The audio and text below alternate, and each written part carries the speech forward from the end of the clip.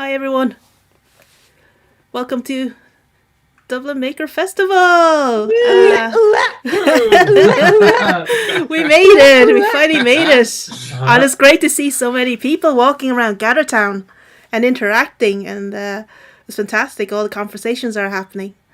So how we do this is all very experimental. So and I've been freaking out and not enough sleep, and I have a bit of coffee in me, and I'm very twitchy fingers right now. So things might go, woo, magic. So I will nominate Jeffrey. We have kind of some announcements to get through, slides. But first of all, I think we're just going to introduce ourselves. Or do you want to put up the slides, Jeffrey? No, sure. We'll thank everybody for coming along, and we'll let them know who we are so they can grasp all the great things we're about to say, and feel like they get to know us before they follow us on this journey of our 3-hour live stream to bring the highlights, the fun bits, the exciting parts that are happening right now in Gather.Town. So I am Jeffrey Rowe. I'm one of the Dublin Maker teams. In a day job, I put together public transport systems in software and hardware. But afterwards, I make lots of fun stuff. Most recently, a nice LED display that you can go up to the TOG stand on the west side and play along online while it plays in my living room downstairs. And then also here we have Vicky. Why don't you tell us a bit about yourself? Okie dokie. So I'm also on the Dublin Maker team as their maker advocate. I've been with them for like 2 years, part of the program called Maker Advocacy in Dublin for Everyone. So this is actually the final month I am with the team officially. We have a guest joining us. So my role has been an amazing journey, connecting all the makers and the community, talking to just lots of people and lots of organizations, raising, telling people what the maker culture is about, raising profile of that. And of course, helping with the coordination of the Dublin Maker Festival. And the virtual one is completely new experience for all of us, and it's been as Jeffrey said, an amazing journey. So my day job, this is my day job. I have volunteer hat. I'm involved with a lot of stuff. I think I have come across Neve, my other kind of advocating diversity in tech. So I'm more in the tech space. So I run a kind of events and collaborate with others. And normally, that's what I do, mainly hanging around the Irish tech community and advocating diversity in that area. And I won't go on because I can go on for 40 minutes talking about that. So I'm gonna poke David because he is actually on the team before we get before our other two guests. Thanks, Vicky. So I'm David McKeown. Yeah, I'm much better making this green screen work than Jeffrey. And tiny Jeffrey Square. So I'm a lecturer in UCD. I'm one of the organisers of Dublin Maker in UCD. I help build satellites and do control systems for rockets. And doing community stuff, well, obviously Dublin Maker, but Science Hack Day, which is a hackathon for helping people come together and make stuff. So I think we're all about community and we're all about people making cool stuff. And that's me. So you get to pick Vicky. We lost Vicky. We lost Vicky. She's gone. I'm now in control. No, she's back. Maybe so. Neve, do you want to introduce yourself? Yeah, well, I'm delighted to be here, and I just want to. Firstly, I wanted to say congratulations to you all. It's been brilliant, and thank you so much for inviting me to be one half of your roving reporter team this morning. I got a call from Laura there a few weeks ago, and I said absolutely. I've seen Dublin Maker from the Merrion Park side of things, always as a guest, and it's lovely to be invited part of the inner sanctum this year, and congratulations to you. Like, it's really, really great. Myself and Dave already, we were on live. I did a Facebook Live earlier this morning. So, who cares who I am? I'm here to support Dublin Maker today, and that's all that matters. And I'm delighted to throw my ability to chat ad nauseum to anybody, and my smiling face and my exuberant enthusiasm to add to the flavour that is everything Dublin Maker today. So congratulations, guys. Thanks, Neve. Tomas has come in, but I'm going to get to Phil first because Tomas is Oh, I late. don't know if that's there's a hierarchy here, Dave. I don't know. No, I've made my decision. My hierarchy decided. But, Phil, give us an intro. Yes, hi, I'm Phil. I'd like Neve. I've been wandering around Gather.Town as well, getting steadily more like this is the earliest I've been up on a Saturday in a while. But getting very giddy, like just meeting people and having chats and seeing what people have made. Like my tinkering I'm making started with like Lego, which I'm obsessed with. Obviously, I have my Lego t-shirt on today, but love building things. I'm a physicist and engineer, so this kind of speaks to my core stuff because it's often like hitting things and that doesn't work, let's do something else or try something, or bodging things together. Because physicists, although sometimes what people do is technical, most of what's fixed in a physics lab is either with blue tack or duct tape or WD-40. Like, I mean, those three things, then you've got a complete, kit of whatever. So today is just an experience of seeing what people have done and getting that exuberance, that enthusiasm that Neve and I are going to hopefully bring, because we're naturally giddy about seeing all of the things. And so far, it's been glorious. And there's even games that we can go and play. Like Neve found me in the game place where Tug had made some games of these other poker games and stuff. So I could go on as well ad nauseum. So I'm just delighted to be the half of. I did say it was a roving reporter, but a rovering reporter, as opposed to like as it feel like I'm on the surface of a distant planet in Gather.Town. Yeah. Delighted to be here and looking forward to it. Fantastic, Phil. We're delighted to have you, Neve. I think it's great. Obviously, we're all friends as well, going back. Yeah. But it's really great to have people that are kind of not involved in the organising, but have the same kind of ethos. Absolutely, being our reporters, so it's great. Tomas, you've got something to do with this event, or? Yeah, both. I've been going. So it's Tomas Ford here, one of the organisers. I've been going through a technological shock as I've been wandering through Gather.Town, having the sense that this is the sense of Merrion Square. Yeah. But I can follow people. I can stalk people very handy in this. That was the first thing. Just like Merrion Square. Just like it's natural. Yeah. In Merrion Square, I spent half the time looking for Laura, looking for Jeffrey, looking for David, and just wandering around and in a daze. And now I'm in a different sort of digital daze and Gather.Town, but at least I can find people. So it's been it's been great. It's definitely a new experience, isn't it? Very new. Yeah. Tell us about yourself. Very intuitive. Sorry, cutting across you. Tell us about yourself, Tomas, as well.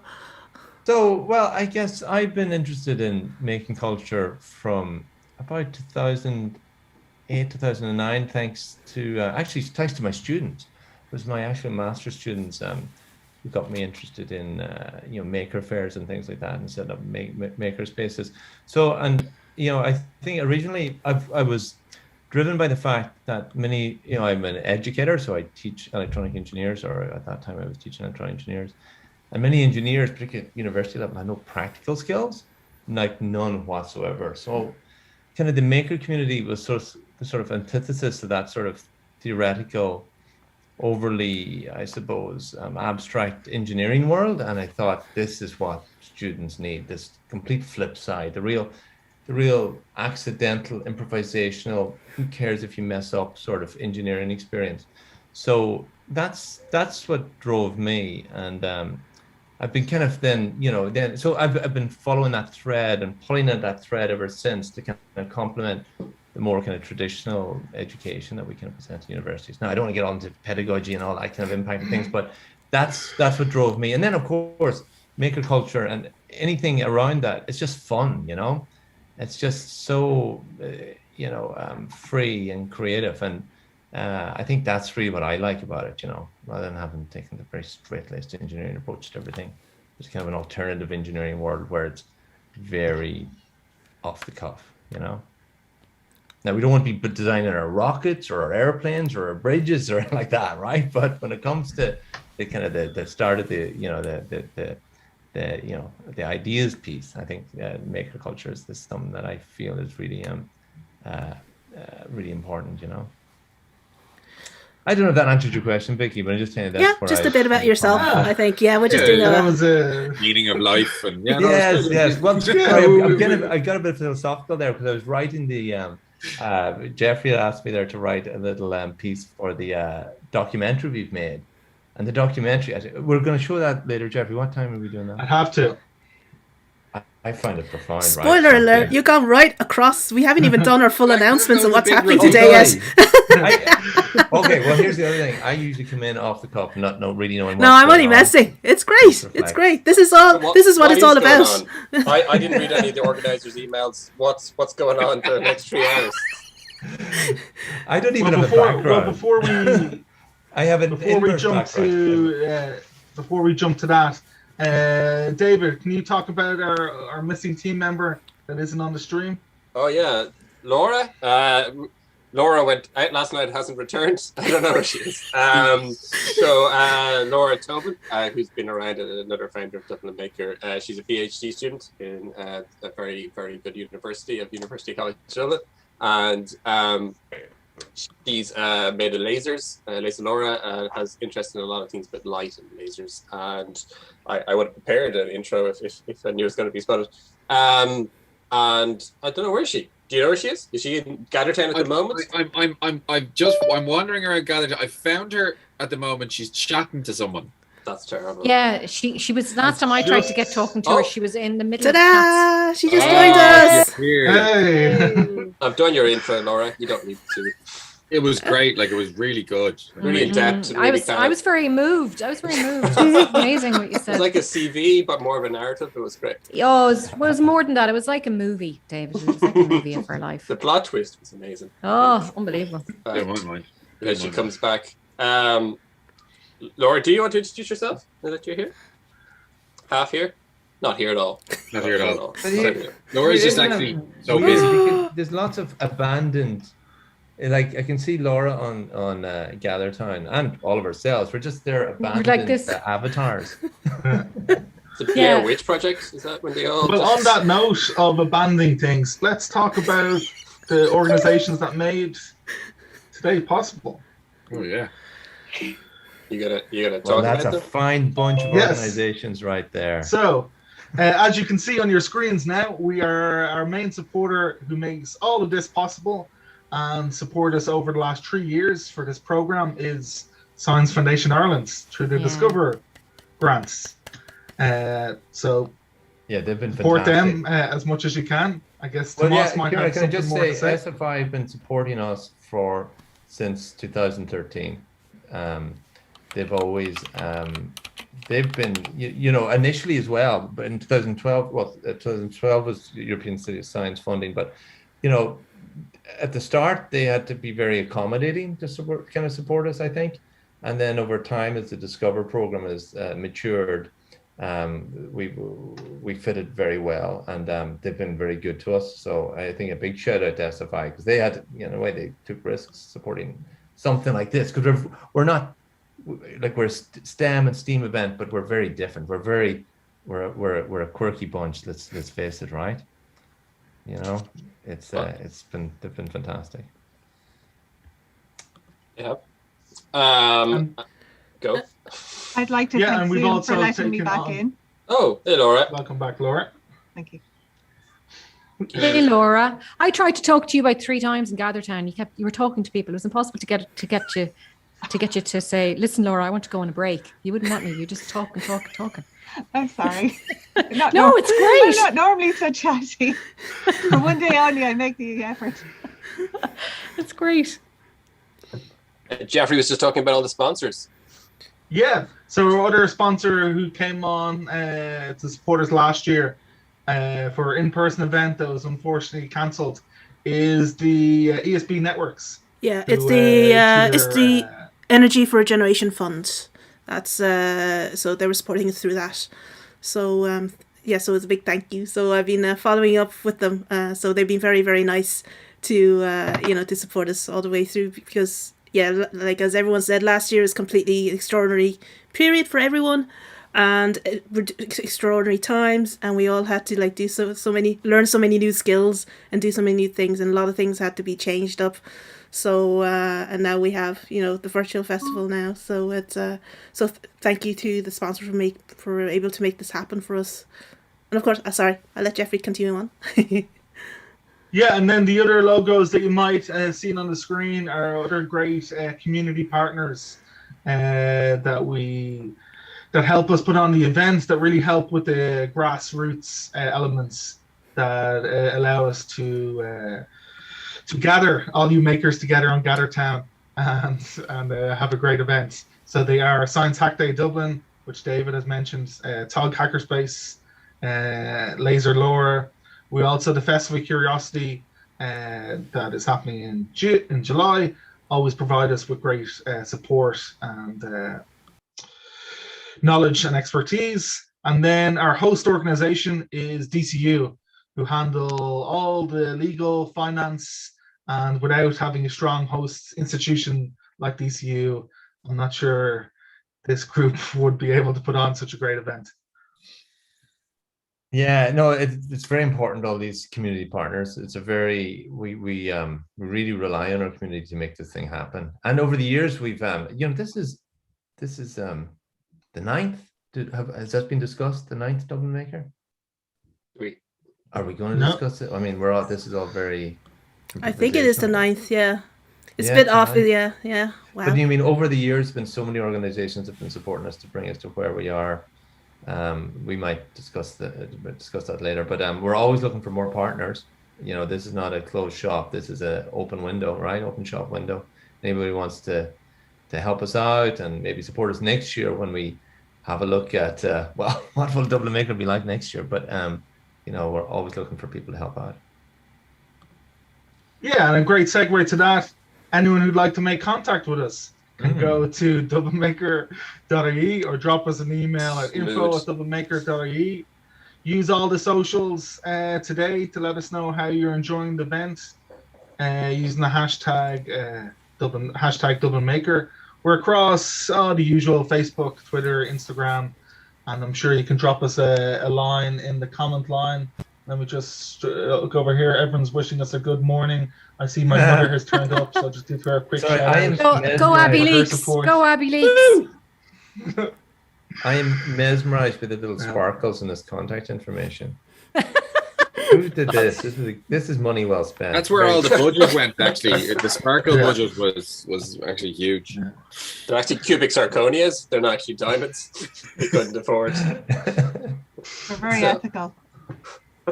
And also, we are looking forward to, you know, if you get inspired by what you see today and your visit around Gather.Town, sign up to our newsletter and we will let you know about our open call for next year's events or any events that we do for science. Yeah, I mean, look at that for a URL, folks. Everyone's going to remember that. Just remember it and then, go to it. Yeah.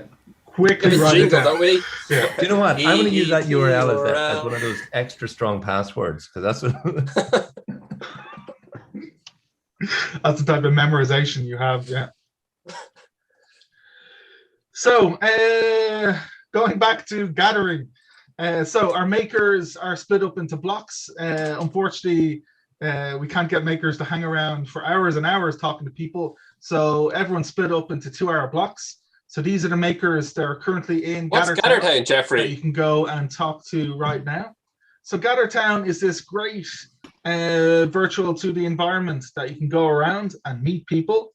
And I have a perfect slide for that. So if you don't know what Gather.Town is, Phil and Eve will be doing tours and we'll show you how to use it and walk around later on.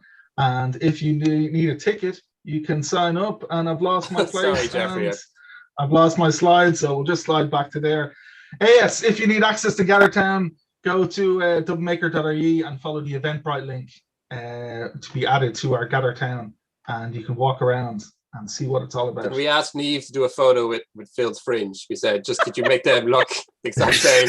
just to top it. Just do that. But leave the sides, but just the rest. Could you copy Phil's fringe? I was trying to go for a short. A bit of Neve's now to it's right. It's to make it there. It's like a Mohican almost, isn't it? It's like a kind of a carrot top Mohican sort of thing. The Mohican brand. We have a brand. It's consistent. Windswept. Windswept, yeah. Right. So you go to, you need to sign up in Eventbrite, and you can find the link in doublemaker.ie. That's how you get to Gather.Town, right? That's the important bit of that. And it's free. That's it. It's free. It's free, huh? So we're going to segment to our first interview of the day, and Neve is going to. I'll let Neve introduce herself here before we switch over to her learning that she did. Oh my God! So I have such a fascination for all things tech, and particularly when somebody has the smarts to teach me. So I am going to be shown how all about Morse code from the amazing Keith from South Dublin Radio Club, and I love it. I just love it. 2 types of different pieces of equipment, how you send Morse code. Off you go. And Vicky, do the magic.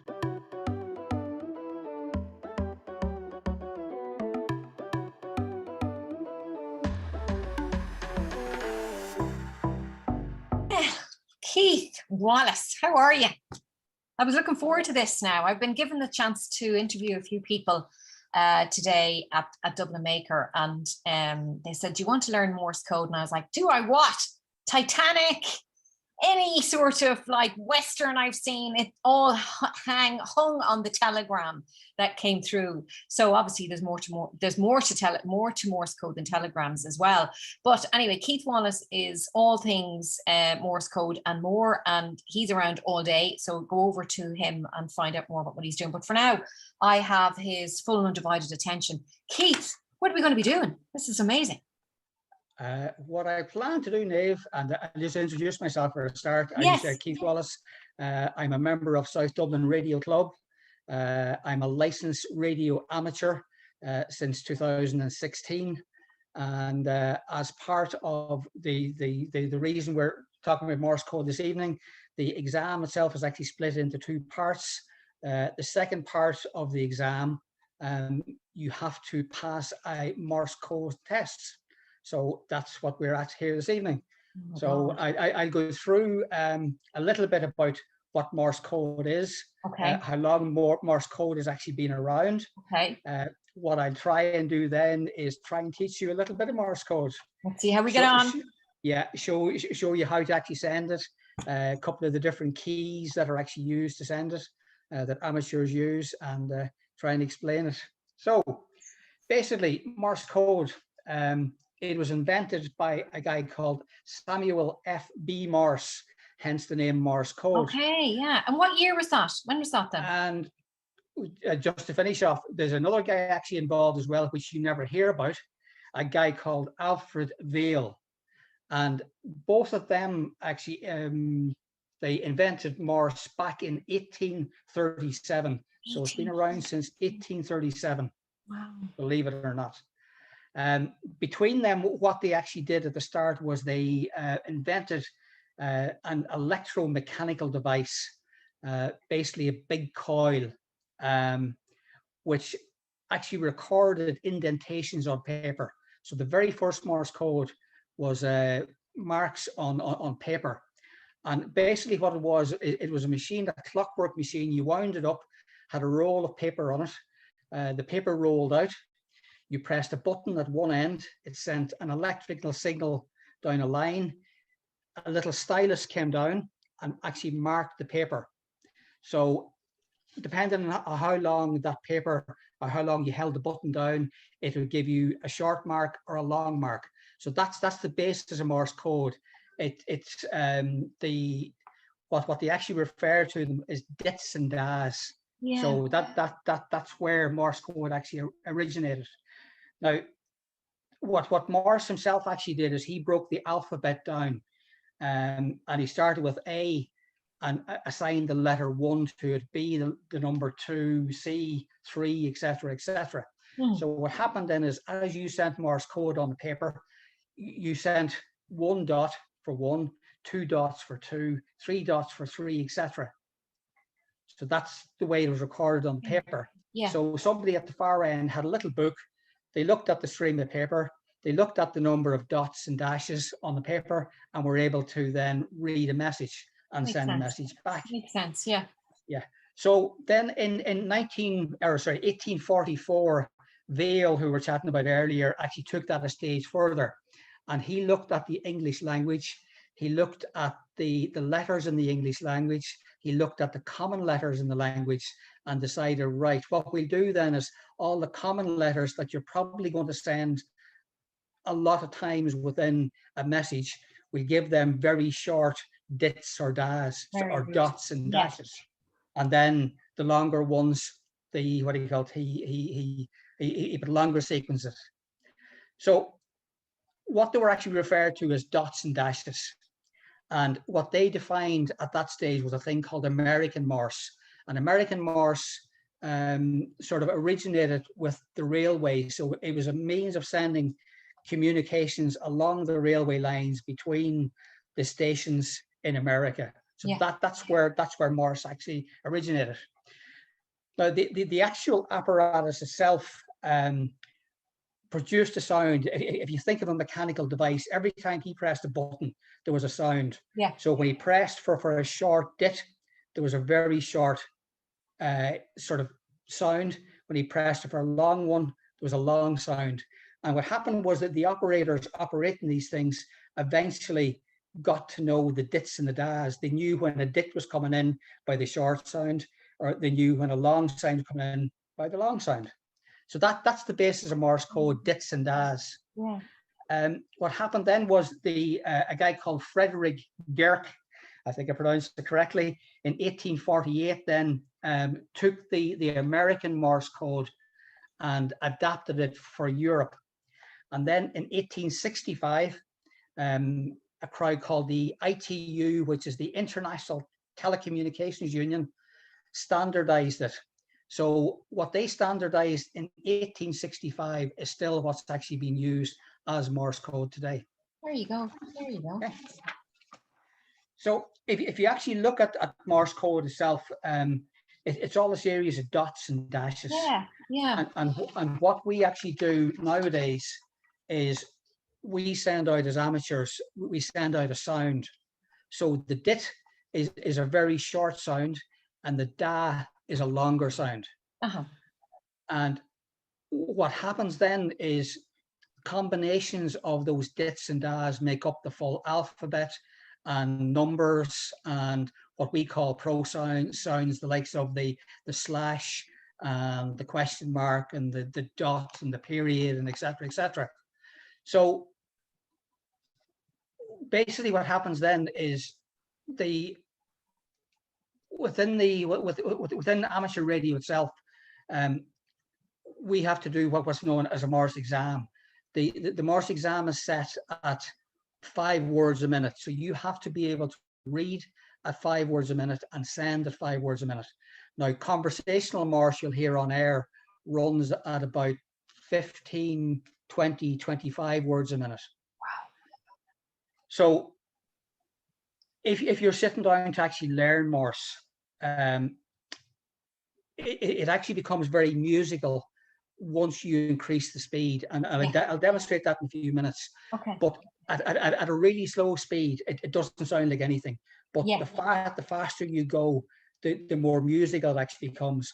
And it's always said that people who have a musical background will pick up the Morse actually really easily because they're used to listening to a tone or a sound, and they pick it up really, really simply. For the rest of us, it's a struggle. So if you look at, say, the alphabet, I'll probably show the sheet in a few minutes, but I say you can see the sheet online anywhere, the full ITU standard that's used today. But if you take, for example, an A consists of a dit and a da. So it'll sound like da, dit, da. And there's a particular method as well of actually sending that to try and keep the spacing correct between the dits and the das as well. I'm not going to the whole detail of it, but every character is sent.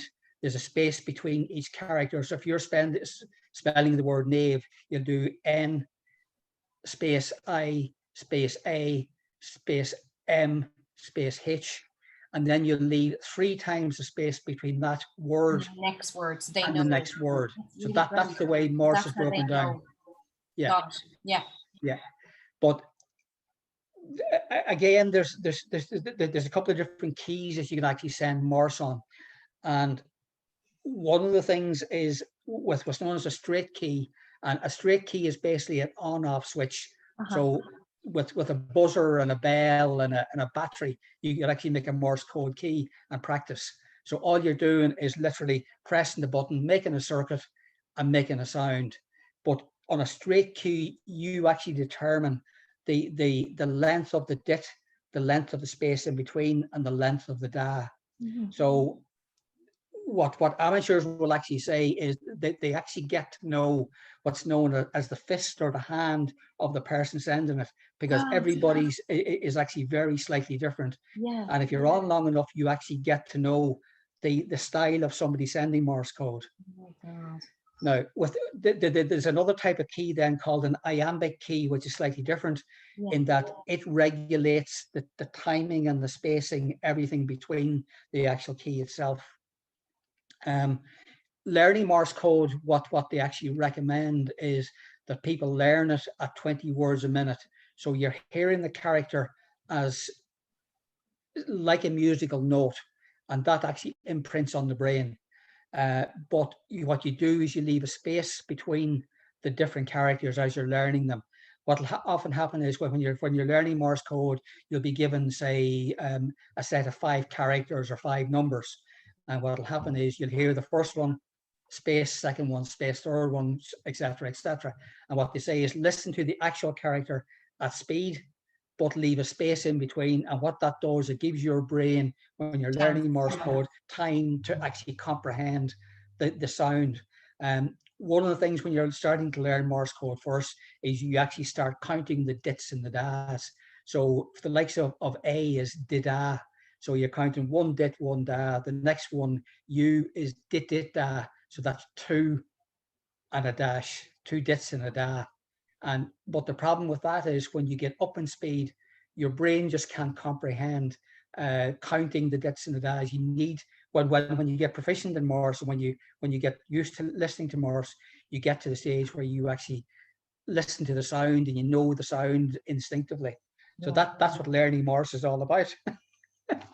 Sounds good. Right. So to give you a few examples, what I'm going to do is I'll turn on another camera here. I have 2 Morse keys set up. Okay.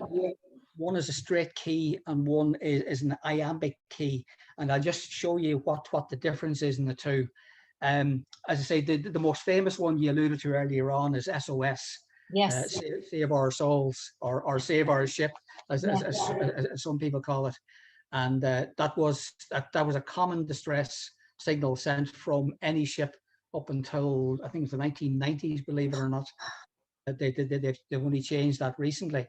So what I'll do is I'll share the camera and turn on the second camera here, and you'll see the 2 keys, and I'll explain the difference in the two.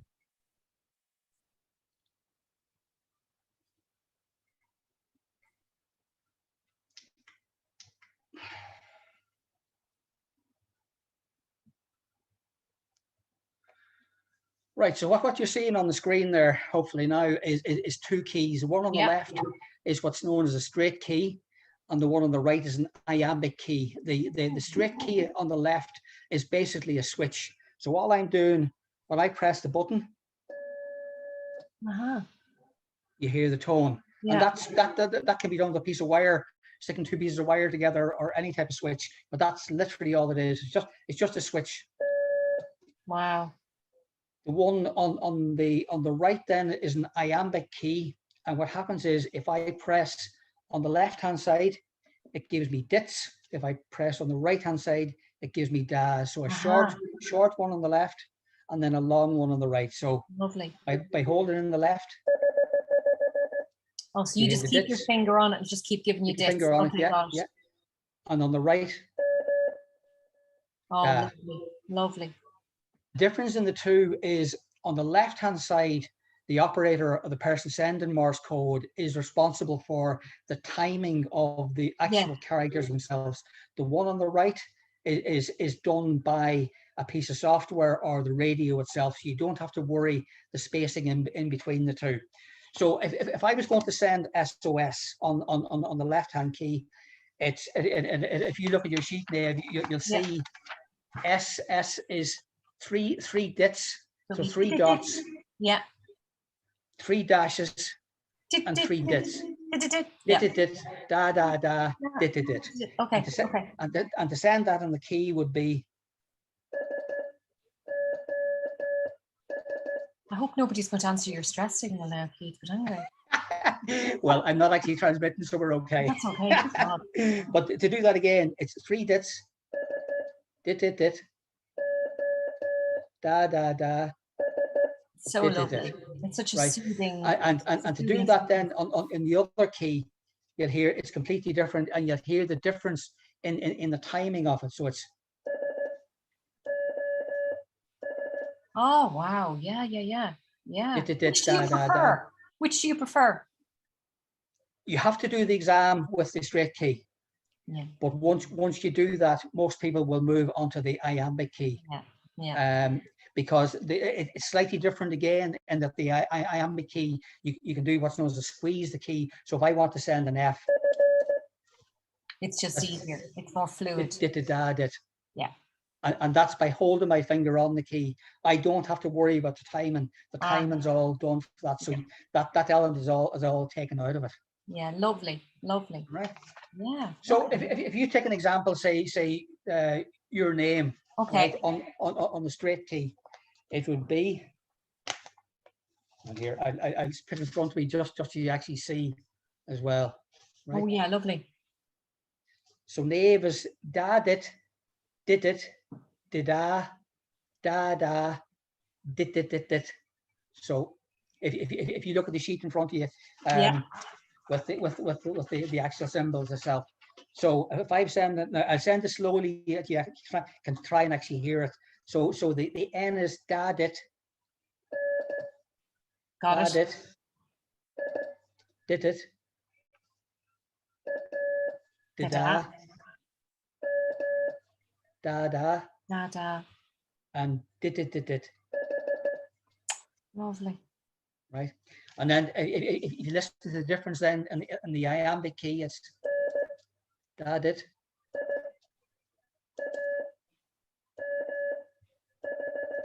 Lovely.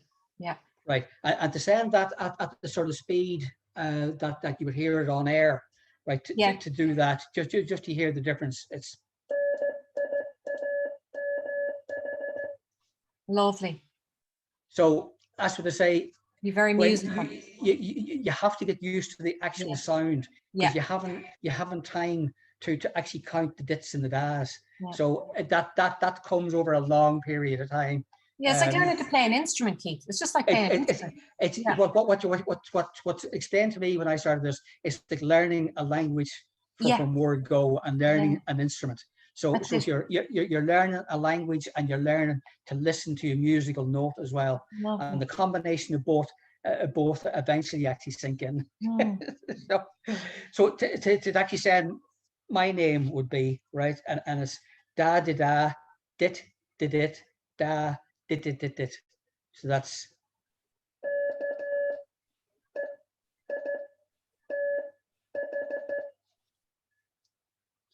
that. And again, I send it down on the iambic to hear the difference.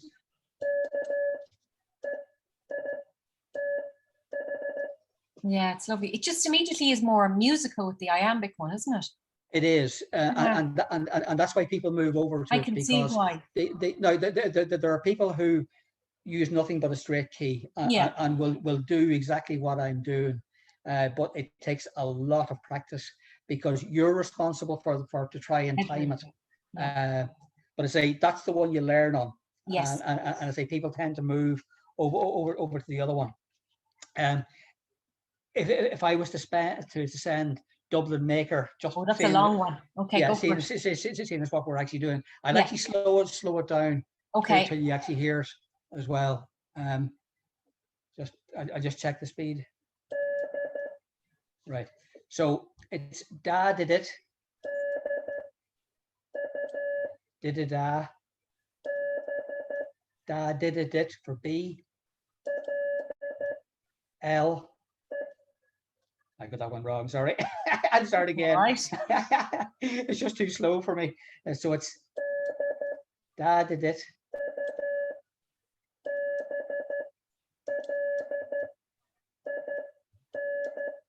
So it's da did it, did it da did it, da did it, da did. So that's Dublin. Yeah. And then Maker would be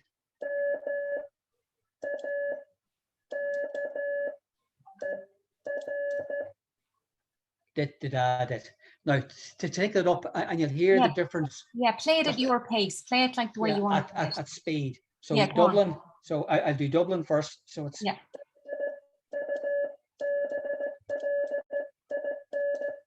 lovely. I love it already. I love it already. Yeah.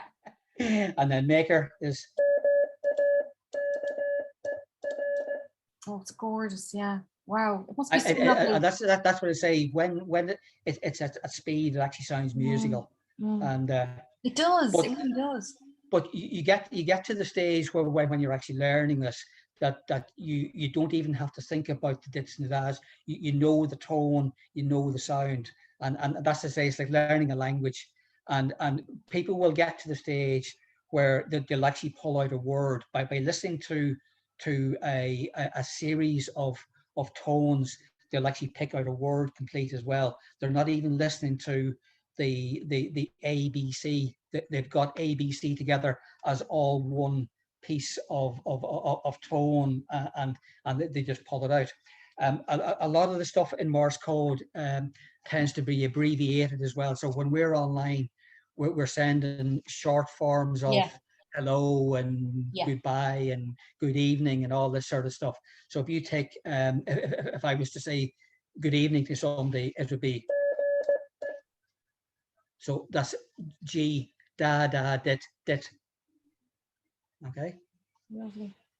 That's great. I love what you said, that it's almost like it becomes somebody's handwriting when they're communicating, because you can tell who the person is by the cadence of the way that they send the words out. That's lovely. But I find even the tone of it, it's very soothing. It's very, very soothing. Yeah, again, that's down to the operator. Most people will listen to it at about 570 hertz, which is quite low. So some will listen to it higher, some listen to it lower. It just depends. And as you know, as you get older, you come down in the frequency range as well. How many years have you been able to do Morse? I was licensed first in 2016, and straight away the license in Ireland split into two parts. We do a thing called the HARIC license, which is governed by Comreg here, and we do a harmonized license throughout Europe. So my license is transferable. I can go to any country and operate as an amateur. The second part of the license, the CW end of it, I did straight away after the first. I think I got my license in June, and the following September, I sat down within Dublin, South Dublin Radio Club. They ran a class, and a few of us sat it and actually did CW. Now it takes a long time. If you have plenty of time in your hands, CW actually comes slightly easier, because it's something you need to sit down and learn, and it's something you need to do every single day for months to actually get in on it. It takes a lot of time to actually do it. People think you can learn Morse overnight. I'm proof you can't do that overnight. It does take time, and as I say, it's still actually taught, believe it or not, in the RAF, in the some of the armed forces. It's actually had quite a resurgence again with COVID. People have had time on their hands. They're sitting at home. The amateurs have said, I've always wanted to learn Morse code. Now is the time to actually do it. And recently, there's actually been quite a resurgence in Morse code again. Governments are actually looking at it again as well. It's one of the means of communication over radio. If the phone networks go down, radio will still work. Morse code can be sent. Morse code was pioneered sending coded messages back in the World Wars. Yeah. So they're actually starting to re-look at it again, believe it or not. I'm not surprised. Yeah. The other thing you'll hear as well is, which I always find intriguing, that there's a thing on radio called number stations. Number stations are basically government agencies sending coded messages out to agents out in the field. So you'll actually hear Morse code being sent in numbers. So on a particular frequency on a particular night, you'll hear 1, 7, 23, 19, 4. And of course, you have no idea what it was, because No. like Enigma, you haven't got the decoding book at the far end. So, but as I say, Morse code has made a resurgence. It's very active all over the world. It's one of the modes that will actually get through quicker. There's basically 3 types of communication in amateur radio. There's CW or Morse code. There's SSB and digital modes. And CW is one of the modes that will get through when SSB or voice will not get through. Brilliant. Brilliant. It's fascinating. I find it fascinating. Yeah, I can tell you love it. So if people want to find out more, you're going to be around today, all day in the Maker. What zone are you in? Do you know? M29 zone 5. I think it's either 4 or 5. I can't remember which one. So there you go. So Yes. Keith, that's brilliant. I mean, this is where I love if Maker was physically, but it's lovely that we have Gather.Town because we can all chat anyway. But if I were in front of that now, I would be playing away. I just think that's really interesting. And thanks for sharing your passion for Morse code. I always wondered what the actual apparatus is and the timings and stuff, and you've explained it really well. And I hope you've whetted everyone's appetite to learn more and to find out more about your amateur radio group, South Dublin Radio. So thanks a million, Keith. Not a bother. As I say, I'll be around tomorrow. Any questions? And most of the members of South Dublin Radio Club there should be somebody there all day. And I say, anybody's any questions, give us a shout. There are plenty of resources online. We can point you in that direction. Point you into the radio club if you want to come along once the pandemic is over as well, and see what we're all about. Lovely. Thanks, Keith. All right.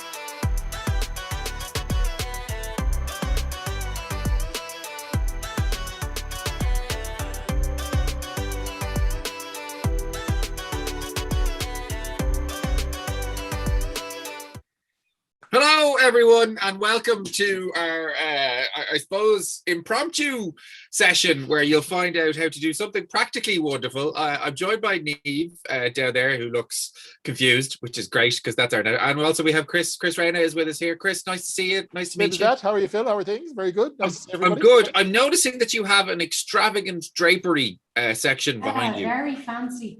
Yeah, there you go. This is one of my ultra big green screens that I didn't bother to put a green screen background on. Cool. Yeah, I mean, I've cleaned the room in this space, and all of my crap and rubbish is down there.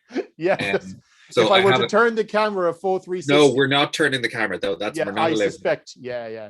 I hear you. That's good. I've been building this up for Neve. You're going to teach us a skill, or try to teach us a skill. In 10 minutes, we're going to teach you a skill.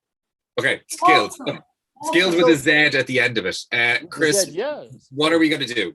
So I'm going to teach you a maker skill, and it's not going to seem like a maker skill, but all makers use their hands, or at least use their hands to do a thing. And one of those things, especially if you're doing coding, a lot of people who do coding like to do games. A lot of people who do gaming try to improve their skills. And one of those skills is a physical skill, which is hand-eye coordination.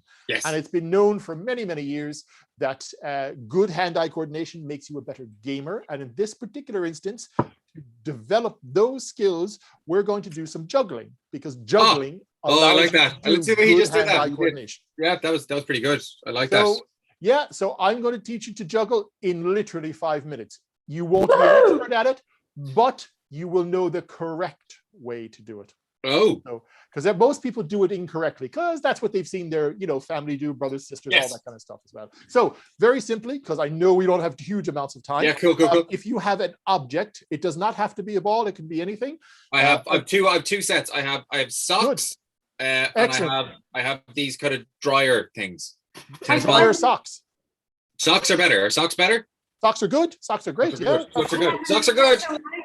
I have Nespresso capsules. Is that okay? The capsules are absolutely fine. Now, I will tell you, you will find, Neve, the capsules are going to be a little bit more difficult. And that's why, and there's a good reason why, not because they're capsules, but because of the weight.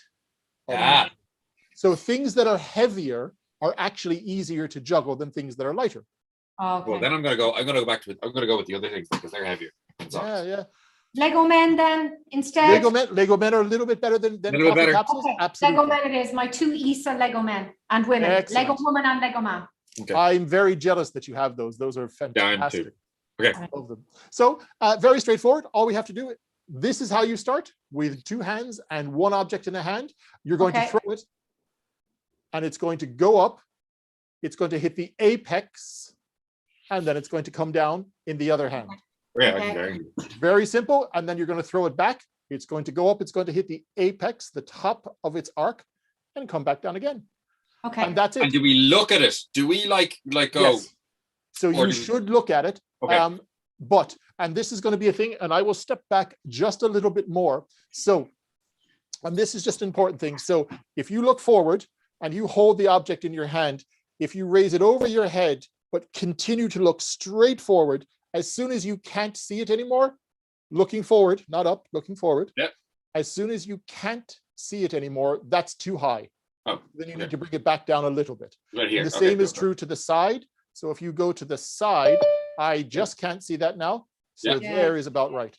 Yeah. And the same is true for the other side. Okay. So within that arc, basically, within that arc. Very good. All right. So then all you're going to do is you're going to throw it up and catch it. Throw it up and catch it. That's all you have to do. If you can do that, you can juggle. I promise you. Okay. Because that's all it is. I am barely doing that. Oh, Laura has joined us. Hold on a minute. We're gonna. You see, now this I was worried about this because Laura is very skillful in lots of things, and I believe that she is already a good juggler. So I mean, Laura. I have heard the same thing. I have heard amazing things about Laura. Now I know most of Laura's skills is excellent at juggling lasers. Can't juggle sitting down. Watch. Look, Laura. I mean, we're now. This is the highest level that you could like. Look at that. This is pretty. So, the next thing that everybody wants to do is everybody wants to go to 2. Yeah. And that's fine. Now, the difficulty is when most people do 2, so the first arc that we talked about, where it goes up and comes down, what happens is most people do that first bit, it goes up, and then with this one, they pass it over this way. Yeah. Okay. And that, unfortunately, is not correct. Oh. So both juggling balls follow the same arc. And it's actually a mathematical equation, which I won't get into, but it is mathematics that makes it work, and physics, of course. Of course. So when one goes up, works. when it gets to the middle, the apex, that's when you throw the other. And what will happen is they will actually pass each other in the air until that one gets to the top and comes down. Oh, so it's not like so the pattern of flight is not a perfect. No, it's actually not a perfect circle. It's an oval. And the pattern. Okay. I see what you did there, Phil, with the pattern of flight in Neve, and that connect. An excellent connection. I like that. You get top marks for that. Well done, Phil. You win. So all you have to do, and I will show you. So I'll start with the blue in my right hand, and then I'll do the red. So you throw one and throw the other and catch. Okay. That's good. No, I approve of that. You have to break that down for me again. Yeah, How that's do I okay. know So when to all that throw the happens is one goes up when it gets to the top, just before it starts to come back down, then you actually throw the other in exactly the same way. Okay. Well, I need to practice figuring What's out important, and this is the important bit from a mathematical point of view, is when you throw them, if you were to throw them at the same time, they would follow the same arc and they would hit in the middle and fall. But because one is already here, it's not actually a circular arc, it's an oval. Okay, so what happens is when you throw one and it gets to here, they pass each other. They pass each other. Okay. So it's always this. It's never this. Okay. I think okay. I get it in theory, but now part of the trick is training your brain to forget about one thing and think about the other thing. So when you throw one, you forget about it until you keep doing it. Okay. That just looks so good. Okay. I'm just gonna practice. I'm gonna practice figuring out when it's at the apex, because it's when it's at the apex is when I need to throw. So I effectively am actually nearly looking up at the apex all the time. That's okay. That right? Okay. So like I should throw now. Yes. I'm not. She's stuck already. By the way, I am just everybody watching the live stream now is just probably amazed at my juggling. Laura's very good. So Laura, Laura, with yours, I want you to throw them a tiny bit higher. Oh. So about the top of your head. So yours are just a wee bit low.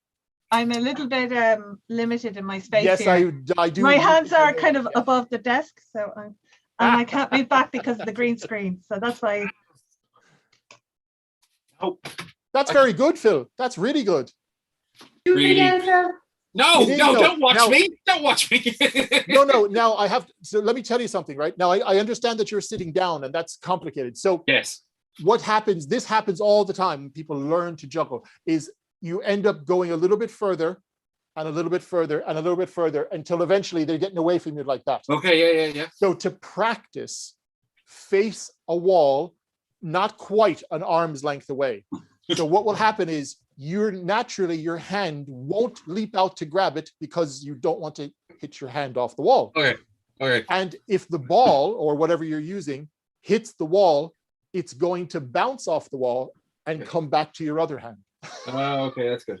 Also, when I'm doing this, you'll see that this chair has been robbed from Insight in UCD. So brilliant, yeah. We'll cut that. We'll blur that out of the video. We'll blur that out of the video. Just don't say it. Avian got me this chair. It's fine. Yeah. Of course. Throw her under the bus there. Okay. So I need to go up that way. Okay. No. Oh, good, Phil. I nearly got it. Yeah, you nearly. I'm gone. I can't. My brain just isn't working. No, it's just practice. It's just practice. Yeah, I also think these don't help. I wish I had actual, like, something more. Yeah, genuinely, the heavier the thing, and in fact, so like you may have something like that, which is just a juggling ball, but then if you had something like that, which is even bigger, it's better because it's actually a little bit heavier, and because it's heavier, it moves that little bit slower. And takes that bit more time. So that's more time for your hands and eyes to work in coordination together. And I imagine that it feels like a fluid thing. I imagine it's a timing thing as well, isn't it? It's like it's almost like a dance. And in fact, that's really a perceptive thing to say, because of course, what happens after 2 is 3. Yes. But what everybody sees, and I'm going to show you first, this is what people see. And that just, people go, wow, that's amazing. It looks really cool. I love it. It's incredible. But it's way too complicated, but it's not. And the reason that it's not is because if you were to actually slow that down, what happens is there's only ever one ball in the air at any given time. It's amazing. What? The other 2 are actually in your hands. Stop it. Do it again. Do it again. Do it. No, it's hard to do it slow, but I'll try. Right? Okay, okay, good. Oh, yeah, okay. Oh my God.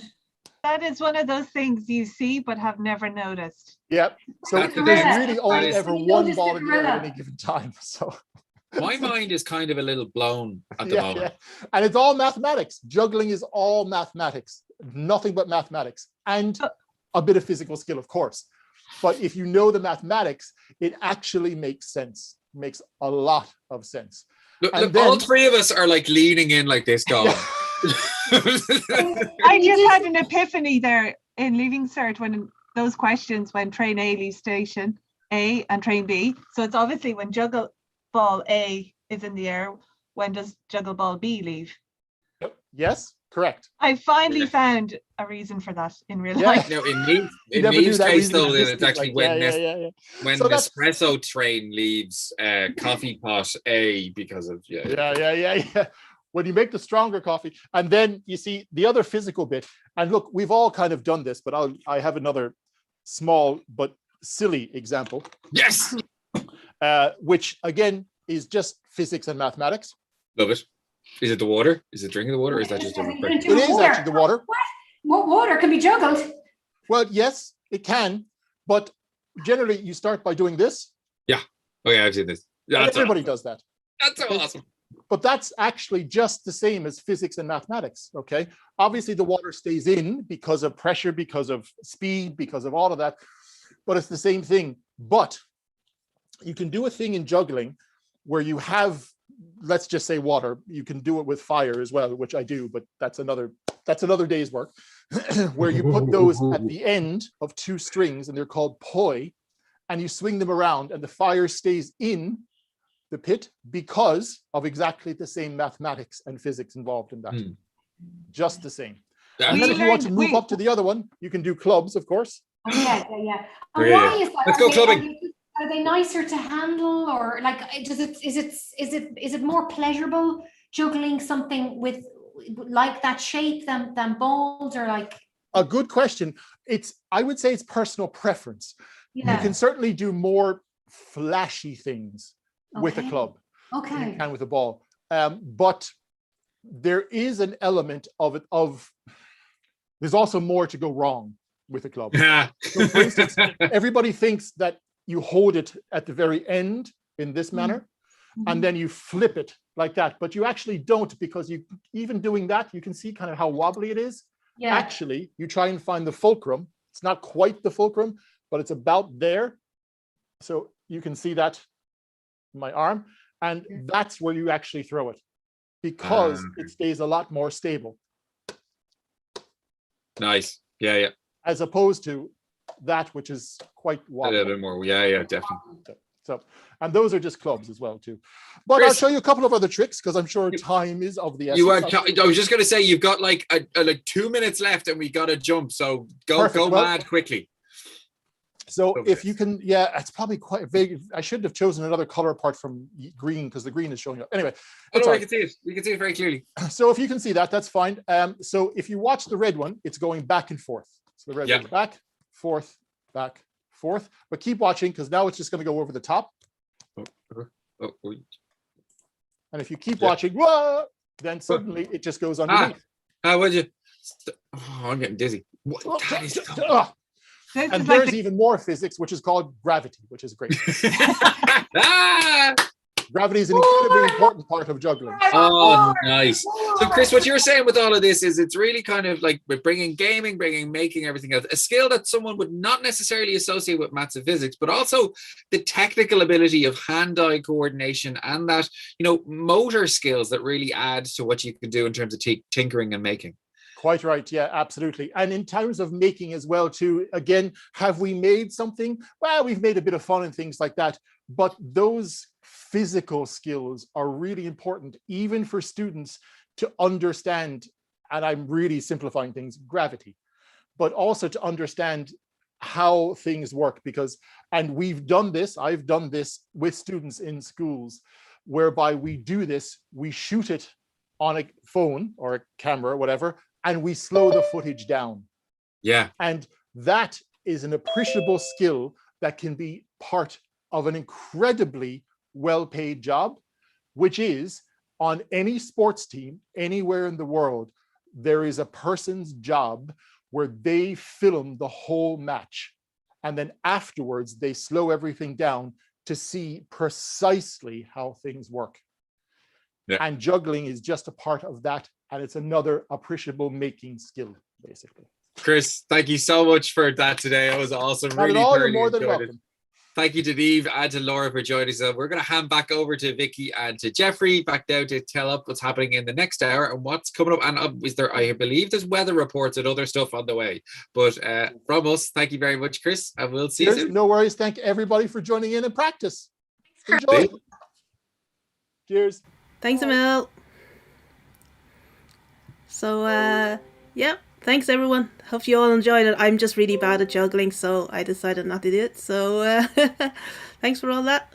So, I think, Neve, you have an interview coming up with Rachana, is it? Yeah, Rachana. Oh my gosh, her stuff is amazing, Vicky.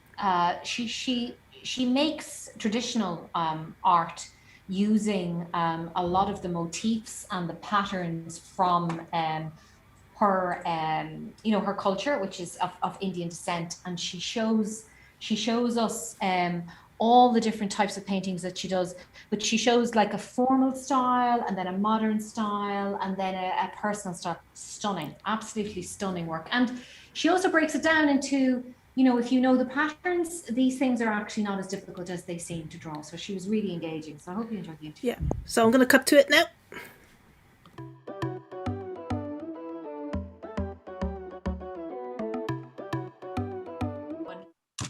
So now I'm speaking to Rachana, and she's also at Dublin Maker between 12 and 2 today. How are you? It's so lovely to meet you. How are you? I'm very happy and excited, as always, because Dublin Maker is something like, I eagerly wait every year. Oh, great. What are you bringing to Maker this year? Have you got anything to share or to show us? Give us a little bit of a taster of what's going to happen. Yes, so this year I'm bringing traditional Indian folk art, and I can show you some of the stuff here. So these are the patterns. I'm sure if it is visible. Yeah.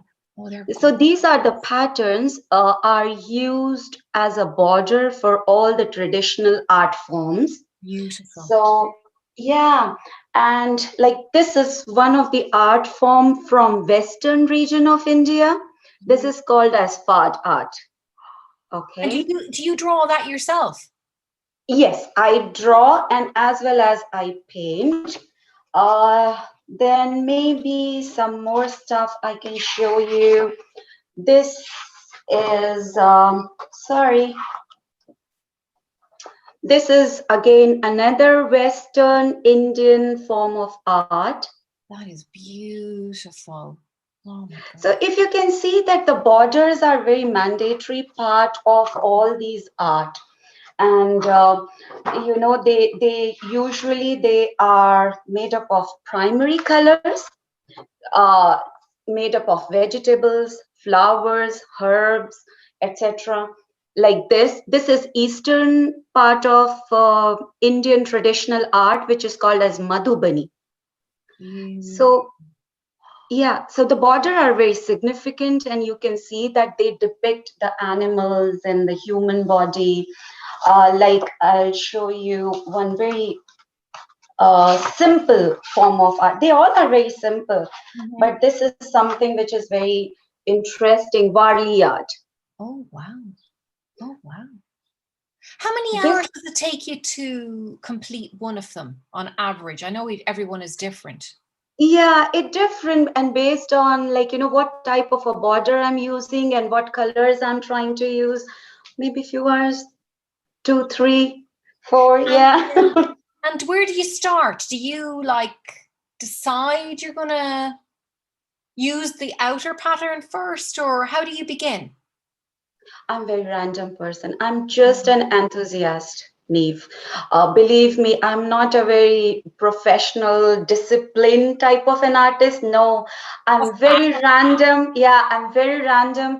So, like, art is a mindfulness for me. So, whenever I'm very much stressed with my office work, I just take my notepad and start sprinkling. Oh, yeah, we can do this, we can do that. And like this, the beauty of all traditional art is, like, you know, they have been made with either twigs or matchsticks in the olden days, and viewed in mud or clay or rice flours, and they only being made of primary colors and with shapes. Like this is only with triangle shapes, if you The can whole see. thing. Yes, and it depicts the, you know, normal daily social life.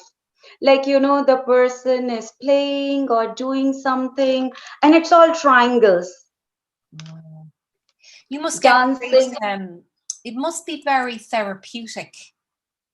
It is. You must get It lots is. of it, do you? Yeah.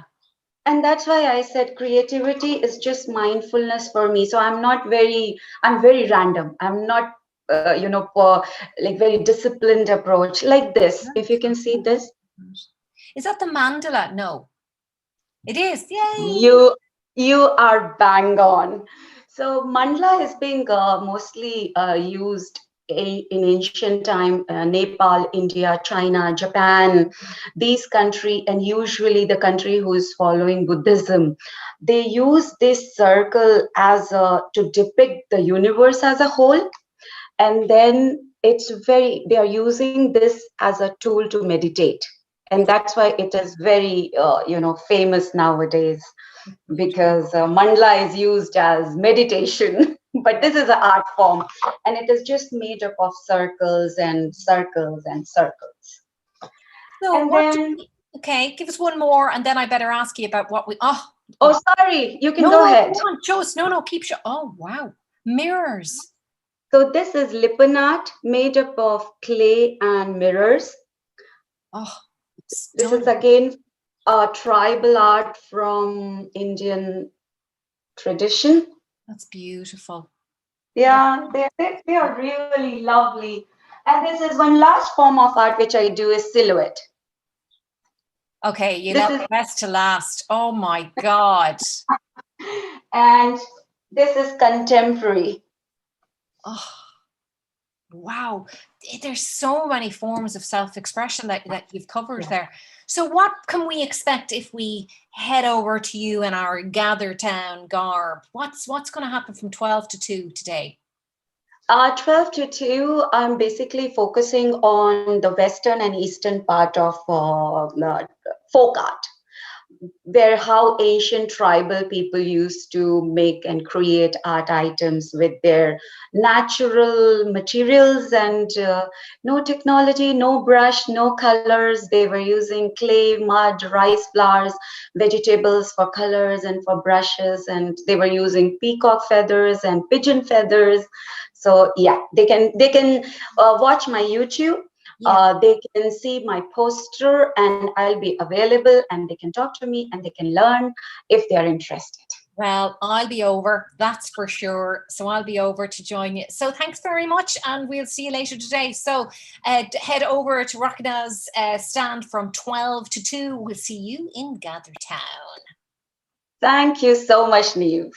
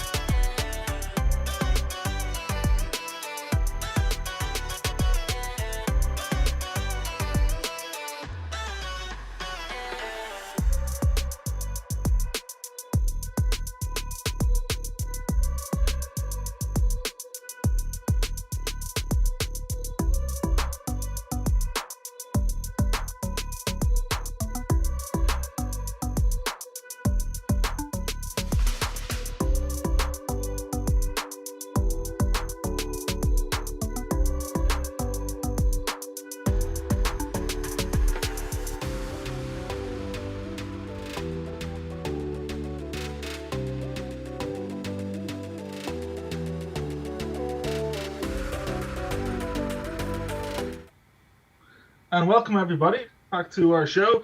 I'll be giving you a quick overview now what we're going to be doing in the next hour.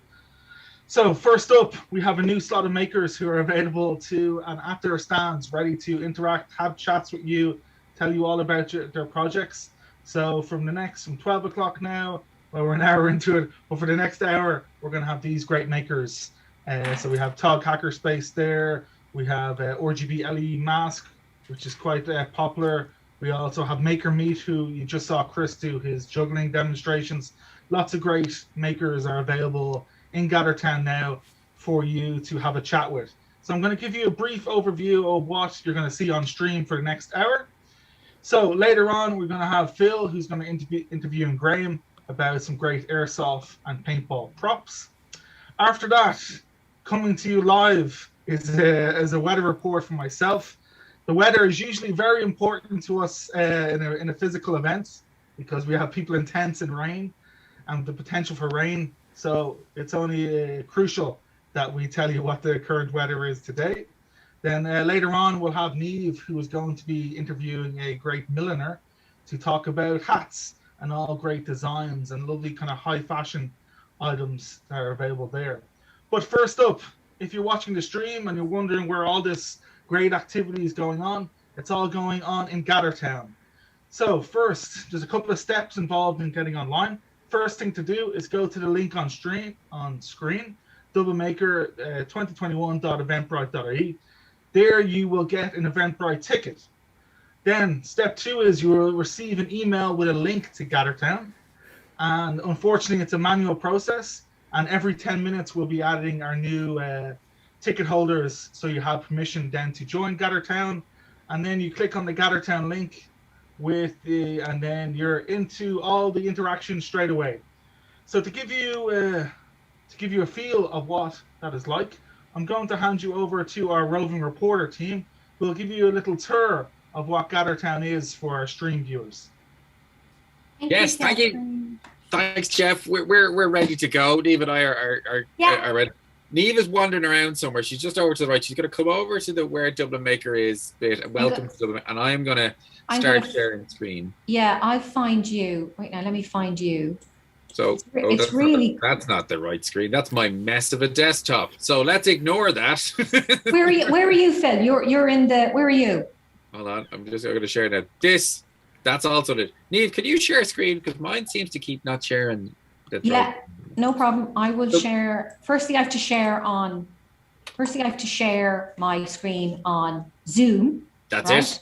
There you are. And then I need to. So what's that? Oh yeah. Okay. Good. You were on the right space there a second ago. I was. Yeah. Where am I gone? Yeah. So here I am. And and you can see my screen. Yeah. I can, yeah, we can. So I can do you twice. Where are you, Phil? If you do the follow me, let's introduce this function straight away. So you should be able to find me and find Phil up the top. I'm at the very top. So Gather.Town is a virtual world, a little world where you can create yourself an avatar and go for a wander and meet people. And if you don't know where they are, or you want to find them, you just click follow and the avatar will naturally walk. So there's Neve's little avatar. Neve, you've got great hair in your avatar. I know. I did. I spent a lot of time picking my avatar. I wanted to make sure I could get anyone remotely looking ginger. Hello, Phil. Oh yeah, and there's me. Look, I could kind of like dance around you, and that's me moving around. Well, we head to the auditorium first of all to have a look. So I'll head down, and you can follow. So we're heading down this way. So you'll see, and as we wander through, you'll see that there's lots of people around. You kind of having the chats. You see some of the zones over there. The first spot that we have here is the auditorium, and like in every kind of good event space, you have a place where people can kind of come and meet and see shows. So this is where the live stream is coming to all of the people who are in the Gather.Town at the moment. You'll be able to have to see what's happening, whether it be the juggling or the airsoft or the milling or anything else, and people can kind of there's Graham just wandering in there now down the bottom. Head down, you can follow. So we're heading down this way. There you are. So you'll see, and as we wander through, you'll see that there's you'll hear me a couple of times because you need to mute now. So if Graham stops following me because the live stream is go away, Graham. Phil, you just need to mute yourself on Gather.Town and then you'll be okay. Just mute yourself on Gather.Town. So I am muted on Gather.Town. It was the fact that we had Graham beside me that it was looping the feed back around. So that's what's happening there. Do you want to jump into one of the zones and I'll come over to you now in a second? Graham, we'll come to you later. Don't worry, man. Yeah, I know. So we had like a loop of a zone coming through there, and because Graham is one of the participants in Gather.Town and there's a little bit of a delay, I was hearing myself. So not only was that a little bit like me hearing the voices in my head, we were hearing the voices and everything else that was looping around. Neve is loving this. Hilarious. So where are you now? Sorry, I just had to stop and just laugh. I was trying to run away, so I ran away from Graham. And I'm now in zone 1. So if you go up north and left a little bit. That's too funny. Oh my God, Phil, that's hilarious. Oh, Graham isn't here. Graham isn't here. He's going to find us again. He's going to find us. I don't know. So tell us a little bit about what's zone 1. Okay, zone 1, there are 7 zones in total. And every 2 hours, we have 2 makers in each zone, and they're there to answer your questions and to ask whatever you want of them. And they're there ready and waiting to see in M11. We have Rashana. I actually chat with her on this hour. She's beautiful illustrations. And then in M10, they were there earlier this morning, so they're not there now. Who else have we got in here? We've got Marina Caffrey Shannon in here, M13, and they're the 2 of that zone. And then you see you've got these tents. We'll go back to the tents in a second, but I'll pass it over to you. So zone 1 has 2 makers ready, willing and able to speak to you anytime you want. And there's loads of these zones all over the place, and we're not going to go through each of them now because we'll be here all day, because there's so many people here at Dublin Maker today to talk to and to see and to chat with and to all of these things. But each of the zones will have people that you're able to talk to. But like Neve said, there is a little zone, or in the middle of each of these zones is these little tents. So if you go into one of the zone 1 there, you'll see that there is a nice kind of hub garden space where people can have a breather, have a bit of a relax, have a private moment if you want, just like if you had it at their actual conference itself, a place to have a moment to think to yourself. Yeah, like if you're a maker, you could be tired and you just want to kind of just have a sandwich and stuff on your own. So rather than even turning off your camera, you don't have to do that. You just need to go in here. And once you go into one of these carpeted areas, you're totally locked in. So whoever's in there, it can take a max of 12, and other than that. So now I'm public and now I'm private. So it's good. Very good, and it's nice. And also, all these carpets were, supplied by Mattress Mick or someone who come in. They look amazing here. They're glorious. But if we pop out down the bottom to zone 4, you can see it's also a quick transition space that you can jump from there into different like spaces. Portal. It's like a portal. So from the west hub to the east hub to the south. Yeah. And if we journal just a little bit south of zone 4, you'll come to the area in between. You'll see our kind of gaming area, but you'll also see our event sponsors. So if Niamh goes a little bit south there, and she just keeps heading south, you'll see our event sponsors. So a big shout out to them today. Thank you. And you hear the river. Do you hear the river? Yes, as you go right beside the river, you can hear babbling brook, I think is actually the noise that we have there. That's lovely. Do you want to wander into the game zone? Yeah, let's go into the game zone. So we can wander into the game zone. And here you can play any games that you want. Niamh and I later on will be playing a game of heads-up poker against each other just to see who gets the fish as well. There's a fishbowl one as well. There's loads of them. Fishbowl, we can play all these kind of things. And there's games here, one made by Tog.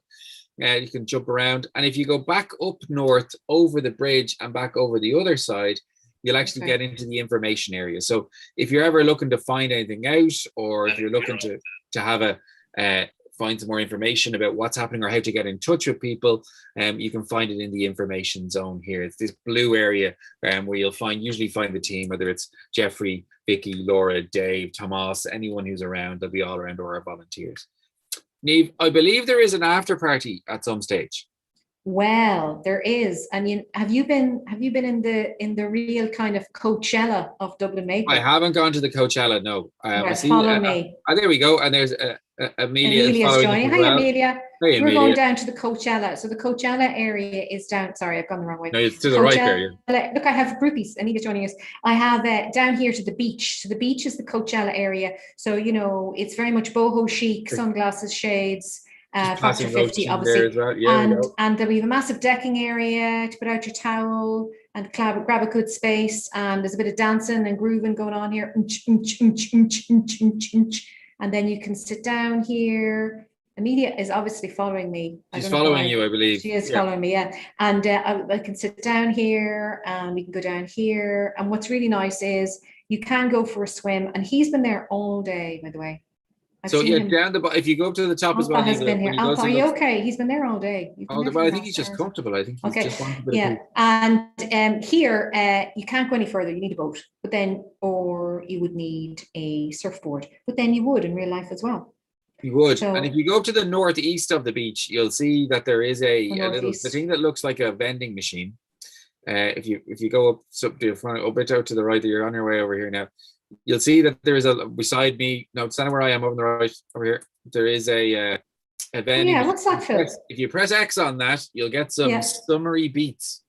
Ooh. So when we were talking about this being an experience, that this is exactly what Gather.Town is. It's probably the closest thing to having a bit of conference crack or festival crack that you can have while sitting at a desk. There's music, there's people to interact with, but you can also go and have a peaceful moment to yourself. So the most important thing for you to do today, I think, for everybody, is to actually just give it a go and have a chat with people. You'd be very surprised and enthused and excited about, the fun that it is to actually just potter around and meet people. I agree. Yeah, I can't get over it. Like I'm socially quite shy. I swear to God, no, I am. I'm really good at this. But actually in real life, I'm really quite, parties and stuff, I find them very difficult. But this is lovely because you just go up to people and you go, oh, how are you? I had an impromptu conversation with the guy on M35. Oh my gosh, he makes these miniatures. Yes. Wow. And we just broke into this conversation. He talked about what he liked about the platform. And then I said, what do you do yourself? And the next thing he was showing me his work, and it was stunning. And I wouldn't do that in real life, Phil, but I do it here. Do you know what I mean? It's brilliant. Yeah, that's true. Well, I mean, that's our little mini tour. There's lots of spaces. You come in, you have a go. You can dress yourself the way you like. You can look the way you like. You can potter around. You get to meet people, or you can just mute yourself and take in the sunshine, the rays on the beach. But it's up to you. Come and join us. It's going to be great. So, Niamh, thanks for taking us on our little tour around here. Brilliant. It's great. Next up, Jeffrey's going to pop back on. Is it the weather report next, Jeffrey? Are we going to get the weather? I don't think it's right. Just ready for a bit of weather. We're just going like to stick you on a small quiz or holding screen Cool. while Phil gets ready for his interview with Graham. Grant. We will be back to you. Oh, in that's just a why he moment. was chasing you. That's why Graham was actually following me. Yeah, just there's a little thing. All right.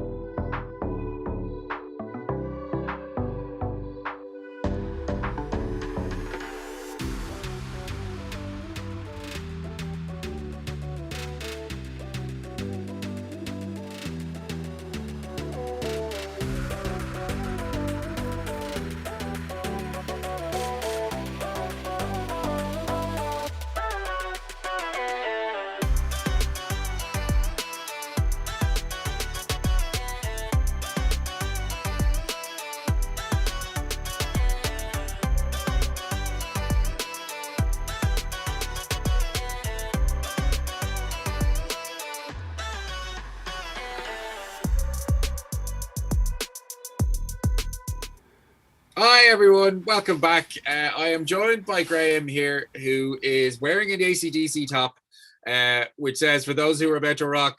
And for me, I instantly want to go, "We salute you." Graham, airsoft and the bits and bobs that you've got with us. This intrigued me because I wasn't expecting to see an airsoft thing today. Firstly, let's get to the more important thing. Big AC/DC fan, yes? Oh yeah. Super. Seen them live numerous times. Seen them live. The last concert when they were up at the Aviva, superb. Dave, I was there as well, which is great. I remember seeing you. No way. Not at all. So listen, let's get on to the Maker stuff then. What exactly have you got? There looks like either a giant robot or a box behind you. What is it? This is for want of a better word, a bomb. Whoa, okay. Just for those watching, we should have a disclaimer of some kind. It's a prop. A prop bomb, okay. We all know what paintball is. We all know what airsoft is. When I first played, the best thing you could do was for capturing a flag or capture anywhere, you had your hand on something and a marshal timed it. And I was certain there was a better way of doing it. I started off with a simple little box like this. Which looked awesome. Down, score points. And then somebody said, "Well, can you make a bomb with a countdown?" And I went, "Can I make a bomb with a countdown?" Bear in mind, I had no coding knowledge. I had no soldering knowledge. My early ones were a bit rough. And then we started evolving things. Yes. And I ended up with, this is the sort of final one so far, and it has multiple modes on it. We've just got basic bombs with countdowns.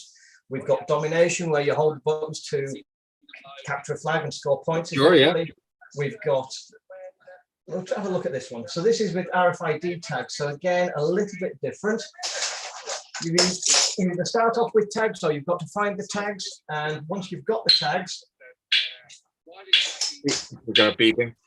That's the starter timer. Once you've got a tag, you will hold it against the RFID reader and you'll start scoring points. Obviously, that's the blue team scoring, yellow team scoring. Wow, okay. And obviously, you've got a visual feedback of who's scoring points as well. And up here, it will tell you how many points each team has scored. Nice and simple, but it makes keeping count easy. You know who's won and everything else. And then somebody said, "Well, how about a bomb where you cut the wire to diffuse it?" No, you're teasing me with this now. This can't be true. And being the mad bomb maker that I am, I thought, can I actually do it? There's a challenge. Can I actually learn enough coding to be able to make an effective wire cut bomb prop? And the answer actually is yes. A little bit of practice, a lot of late nights, a lot of banging your head against a wall. But we go down here to wire cut mode. You select a game time, so I'm going to put maybe a 2-hour game time in. How long the bomb countdown is. So we're going to go for 40 minutes. Yeah. And then again, I'm saying no to sounds. We'll only have the 5 beats when we start. We won't have 120 decibels of agony. 120 decibels? 120 decibels. That's AC/DC levels of sound there, buddy. For those about to rock, you don't want to play with this. Once you've pressed the start button, before it actually starts, we'll get a readout of diffuse is red. Remember these, because I won't. Okay, right. Diffuse is red, detonate is green, fast is blue, and do nothing is yellow. Okay. So those 4 wires are randomized every game. So you can't just go along with, "Oh yeah, we played this last week, it's red, you're easy." It's not going to be red next week. Sure.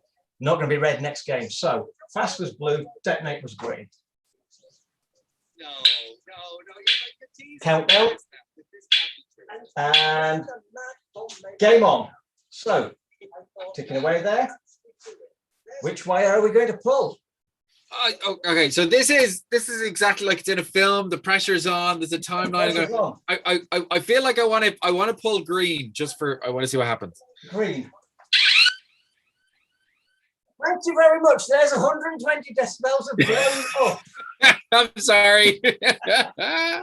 All right, let's try that again. Let's show you the fast wire in action. So we're just going to go back down to Oh, that hurts when you sat next to it. Yeah, and for those who are watching on stream, that won't translate. It's only Graham who felt that pain in his ear. You're welcome. Thank you very much. Thank you very much indeed. So we'll go again for a couple of hours game time. 45-minute countdown this time. No sound apart from if you detonate it. Sure. Fast is green. So we can go green again this time. Go green this time. Okay, So good. you see, we were different. We had different colours that time. Awesome. Game on. Time's off. Beeping away. Countdown here. Time we go. Go green. Go green. And all of a sudden, oh wow! Okay. And we're going fast. So then we've got to I decide. didn't actually look at what any of the. No, I didn't. Yellow or red. I've killed myself again. There's a lot of things I love about this. Like, One for all the family. I mean, there's a lot of things I love about this. One of the main things I really like about this is that you've taken something that, like you said, you didn't have a lot of knowledge about potentially, and you obviously had a real passion for airsoft. But now, you know, you've created something that's really useful and also other people can enjoy.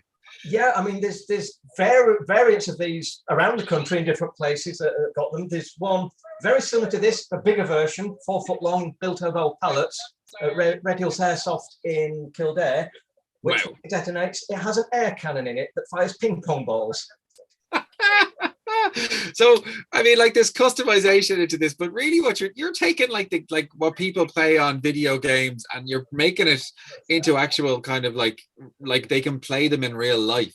That was the idea, you know, let's get off the PlayStation. We've all played Call of Duty, we've all played Medal of Honor and all those games. Yeah. Let's do it for real and let's have something tactile which gives you that feedback. You know, it's not carrying an empty box. You've got a real electronic unit which is going to do something, which gives you feedback, whether it be domination, just bomb countdowns, wire cuts, you know, RFID tags. Because there's another RFID game on here where basically you just have to get the tags, however many are set, and get them in the fastest time. But record the time when you've got however many, and then flip it around to see if the other team can do it faster.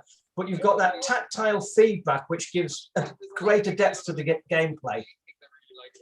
So you're able to move things around, and if you're carrying stuff and like, so it's really more immersive. So if you're on that, I suppose, highway to hell, like, and you cut the wrong wire and hell's bells just go crazy, even while you're firing your guns. And if you're back in black, and you just want to hit that, you know, for those who are about to rock, any other AC/DC reference that I can throw in, but I'm trying to just get in as many as possible. Even the fact that AC/DC is about electronics and you've just built a circuit. Graham, that was class. Where can people get in touch to find, or where can they find you to have a chat with you? So there's the Facebook page, which is Airsoft Props. There's a YouTube channel, which I can never remember the name, but there is a link on there for it. And the email address, grahamtanfield123@gmail.com. I mean, Graham, 123 nailed it. Surprised it wasn't ACDC at the end of it. Graham, thank you so much for joining us. And great stuff. It's been a brilliant day. Met some wonderful people. I hope to be there for real next year. Oh, you'll be back in black. Don't worry. Hey. See you then. Bye-bye. Well, thanks, Graham. Thanks, Phil, for that. I think it's my turn to, I'll introduce Jeffrey with his weather report. So we're just going to cut to that now.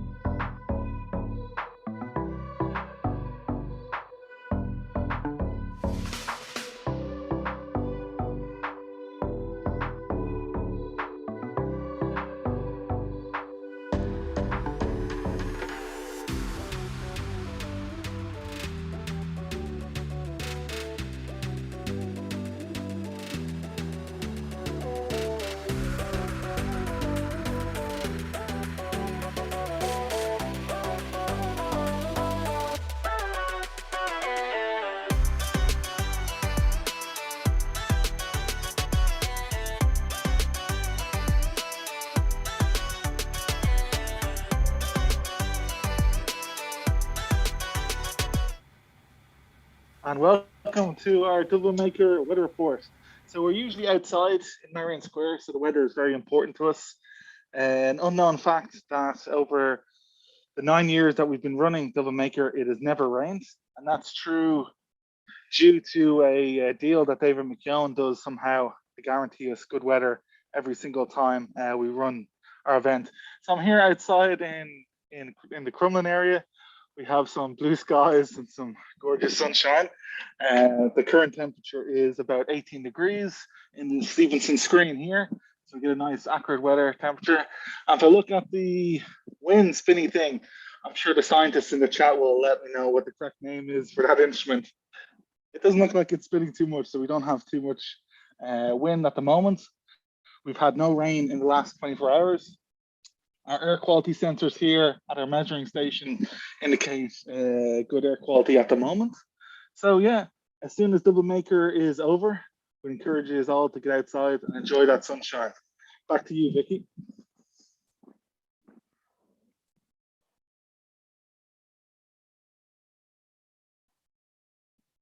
Thanks, Jeffrey. So we are going to just cut to get ready for our next interview. See you in a bit.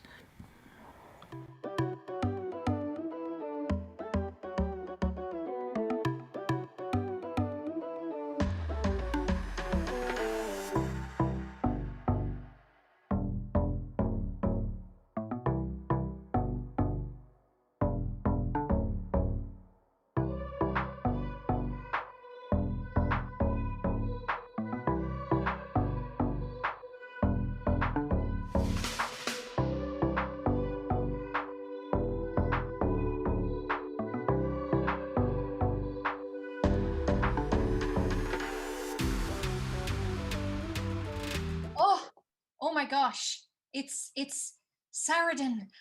Is it Saradin or Sarah, or how should I greet you?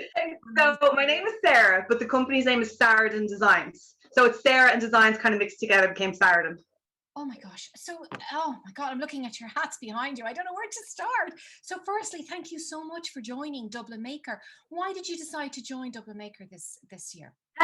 Well, I've actually never heard of the Dublin Maker before, believe it or not. And just after the past year of just no events and nothing kind of happening, I saw it online and I said, you know what, I'm going to apply for it. It's something new. I didn't actually know that it was going to be virtual at first, so I was fully prepared to go and exhibit there. And then I found it was virtual, so I was like, oh, even better. Okay, I can set it up at home. So I just said, you know what can it hurt to just go and do it? You know, I'm just so happy to have you. There's quite a lot of there's a lovely artistic flair this year, but tell me about what you do. My mind is blown. Myself and Phil, we got to pick who we could chat to, and I was like, I'm taking her, I'm taking her, I'm taking Sarah, I'm taking Sarah. So tell me about what you do. I mean, these are some of my designs here, and they've all been at different fashion weeks over the past 2 years. So I'll just show you an example. So this is one piece. That's just it's very flamboyant, and I hand make all this fabric. So all the fabric and all those hats I've handmade first, and then obviously then the feathers. I didn't make the feathers part, but you know, I added them for a bit of flamboyantness. So this is actually my favorite piece I think I've ever made, because it was a bit of a happy accident, and I just think it's fantastic. And I did wear it to a ladies' day once upon a time, and it just, the press was just all over me because no one else kind of had anything like it. So I was like, yeah, take photos, yep. And Sarah, how does one become a milliner? Like, how did you do that? It was actually really by accident. So when I started with studying fashion, and I didn't like fashion at all. So then I went and I got a degree in sculpture. And when I was there, I developed my fabric medium, which you can see behind me. And then from there, my mum was going to a wedding and asked me to make her a hat. And that's literally how it all began. It's just by accident. So I never planned to become a milliner. I did want to work in fashion, but instead I was 17, so I just think I was a bit too young to kind of really delve into it. And then I just fell into it by complete accident, and I haven't stopped since. Oh my gosh. And so many questions. And so are you going to be making hats? Are you going to be showing us some of your process today? What is your plan for Maker? Well, I was going to just exhibit my pieces and then talk people through the kind of process and how they were made. And there's different themes for each of the fashion weeks. So we're going to kind of talk through them and explain, you know, this is where this came from and this is where this came from. And there's a few different types of fibers that I use in the hats. So I was going to show the different kind of hats, because some, you can see this kind of white one here is a bit more. than some of the ones over here. So I was going to go through like the processes, and you can see it a bit better there now. And can you give us a flavor of how you make, you know, the bubbly one there, the blue bubbly one there? How does one create this? Is in sculpture, so I think it does echo a lot through my designs. Yes. So this one is actually made up of the Celtic love knot, and there's 6 of those in total. So there's 4 that make the sphere, and then there's one on the top and one on the bottom. And there was a lot of trial and error. This was a whole experiment, this sphere one, and there was a lot of trial and error. But there, I did create the fabric shape, and then I put wire inside it to keep the shape. And then you use your fabric stiffener then, and that's hours and hours because it has to stiffen, dry, stiffen, dry. So there was a lot of, you know, toing and froing. And then I had to figure out how am I actually going to get the pieces to, you know, go together. So that was all hand sewn together then, and then stiffened again to keep the shape. So there was a lot to it. And a lot of the time when I'm making, it's quite experimental because I have an idea in my head and then I just sort of go with it. And sometimes it doesn't work. I'll admit that. Sometimes it doesn't work. But 9 times out of 10, I mean, they do work and it becomes quite beautiful. And when you get ideas, are they inspired by the fabric or is it an image, or what inspires you?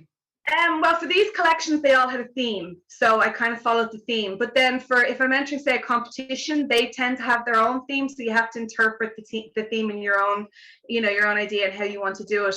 But then when I'm just making kind of everyday pieces, it just comes to me like an epiphany most of the time. Like I could be in bed and then just the idea and I'm like, oh, I must try that tomorrow. So I don't really plan as such. I just sort of get the idea and then I start to make. But I think that's what a maker is. Like I don't draw it out. I just start making and creating and see where it goes. And when you have the idea, is it the fabric or is it the concept that's in your head? It's like, oh, I wonder if I can make this move, or is it like, I like the feel of this fabric. The concept and the concept and the fabric, because I know how the fabric works and I know how to manipulate it, but it's the concept of how am I going to get it to do that? Do you know, that kind of way? And then how am I going to make the concept work with the fabric and make it look like what it's supposed to look like? And aesthetically pleasing as well. That's amazing. Oh, I'll be back to annoy you today. So what is your plan for the day? Are you going to be, have you decided to do activities at certain times, or are you going to be just going all day from 10 to 4? Like when can people visit you and hear from you? Visit me from 12 to 2. I might stay on a little bit longer depending on, you know, kind of the amount of people that are coming, but the main slot is 12 to 2. Brilliant. Okay, 12 to 2. Well, I'll tell you, I'll be back. So I'm a roving reporter, and I'll be in Gather.Town, so I'll be back to annoy you. Show us one more piece. Just show me something else. And then we'll finish with this. I just love what you do, Sarah. Oh my God, what is that? Oh my God. I have all the bits falling down as well. Oh. I think there's about 100 different pieces in this. It's quite hard to see with the light, but there's just individual pieces. There's about 100 individual pieces, and then is that tissue, or what is that material? This is all my own fabric. That's the fabric that I made, and then it sits like that, and then it'll just hang down. Gorgeous. And you made that fabric? All the fabric, yeah. Make all the fabric first, and then I sculpt it into the pieces. So how did you make fabric? You weave it on a loom or something, or? I don't actually tell people how I do it because it's my niche. So people always try guess and they always think that it's felting, but I've never felted in my life. So definitely not felting. You're amazing, Sarah. You're such an inspiration, and you're so creative, and you're going to inspire so many people to make their own hats. So thank you so much for taking the time to chat with us on this live session, and I will see you between 12 and 2. Thank you very much, Sarah.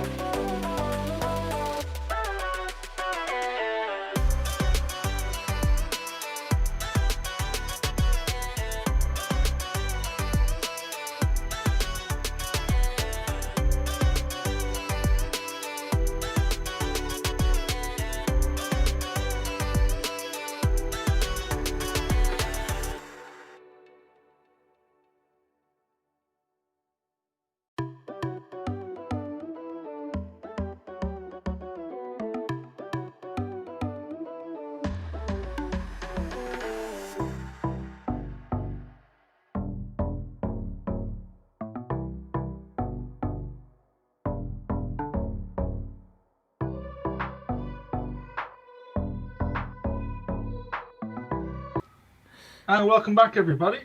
So we have an interview next up with Phil, and I hope you have your imaginations ready because he's interviewing the Maker Imagination Station. So roll the tape, Vicky.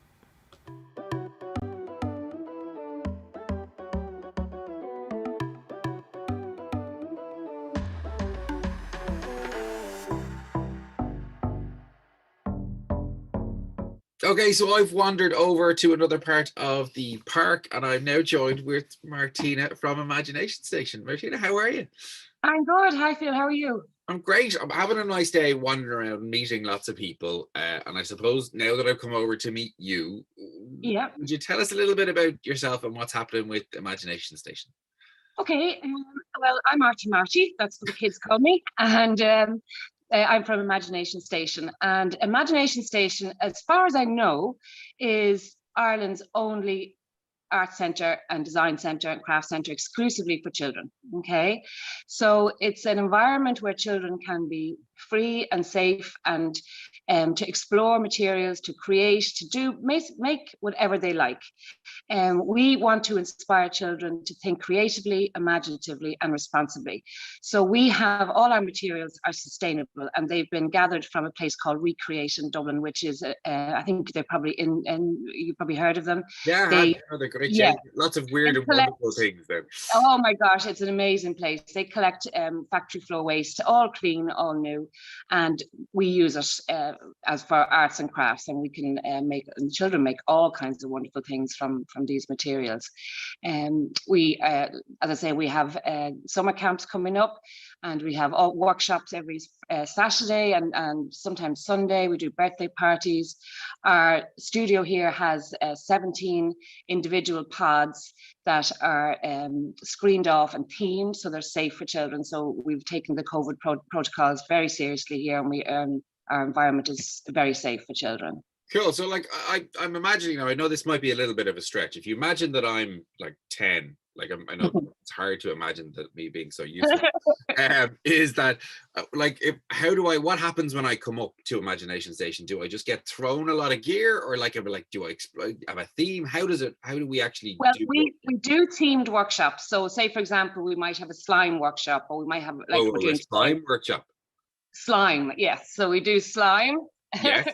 What else? Go. Children can make their own recipes using recycled materials. Wow. And yeah, so they're given instruction. They're given that we do a demo first, and then they can participate in doing whatever they want to make. Now we do all kinds of workshops, like we'd make bags, handbags, we'd make jewelry, we'd make Minecraft robots, Minecraft creatures, yes. We'd make all kinds of things.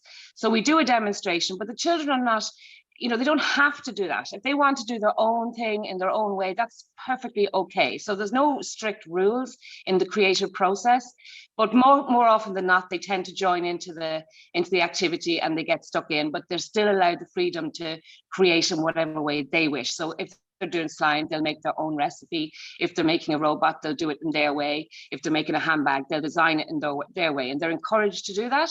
Yeah. As I say, they're free to use the materials that we have. We have a materials room that's packed to the rafters with all kinds of wonderful materials, and as I say, they're free to use them in whatever way they wish. So you can come up with anything you want. You can come up with anything you want. Then you can just kind of, like, if I wanted to build a pollution eating robot that pooped Christmas trees, that would be okay.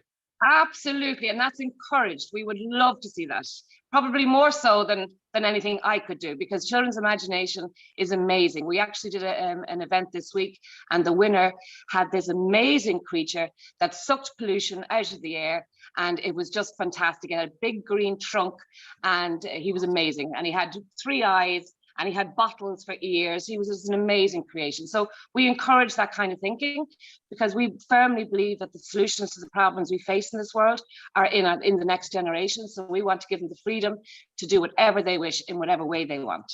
Awesome. And I mean, you're here today. Obviously, it's Imagination Station. We're talking about the things you can do. Yeah. What at Dublin Maker can people do with Artie Marty today? Can they come up and have a chat with you?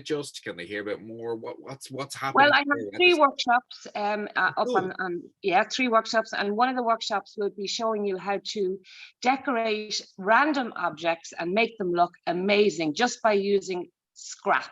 Things that you find in the bin, things that you find in the bottom of your drawer, buttons, pieces of paper, ribbons, string, wool, anything like that. And you can turn amazing things like notebooks and wine bottles and ornaments into fabulous new creations. So you could get like your granny and just decorate her into. You could, absolutely. If Granny was on board, absolutely. Yeah, we do have to ask. Yeah, can you ask Nan if that's just what it check? Obviously, we have to make sure. So, like, I think Nan would be delighted with that. And are you on your own? Are you on your own today, or have you got teammates with you? I'm on my own today, so I do the workshops myself, so I'm on my own. And we're also doing a slime workshop. I thought we had to stick the slime in because it's so popular and kids love it. My slime is no fail. If you follow the instructions, you will not have a fail. Very easy, very simple to do. And it's also showing you how to put ingredients in and also how to make plastic, because I never throw away my slime. I always keep my slime and make plastic from it. And then I make art from that plastic. So you always keep your slime. Does that mean that you have a giant amount of slime, enough for a I have, but the slime goes hard and I can make creations out of the hard slime. Okay, because I was imagining that we had like a giant container of that I could gun. If it was just solid, it's just got to poof and hit her, and that's not necessary to do it. That would be so cool, but unfortunately not. It goes hard. And then the final project we have today then is our recycle bin robots, and it's amazing what you can make from things that you find in your recycle bin. And these robots can be made from pizza boxes, from anything, milk cartons. You can use bottles, plastic bottles, bottle top lids, coffee cups, coffee cup lids, and amazing creations. And I have a whole load of them here. They're all my little buddies, and yeah, so it's great fun. So you're never on your own when you have robot friends. I'm loving this. Never on my own. In fact, they're the best because they never argue with me and they just listen all the time, which is great. I know exactly how you feel. Artie, Marty, thank you so much for joining us. And everybody go over and take a look at the Imagination Station. Thank you. Bye. Excellent. Bye.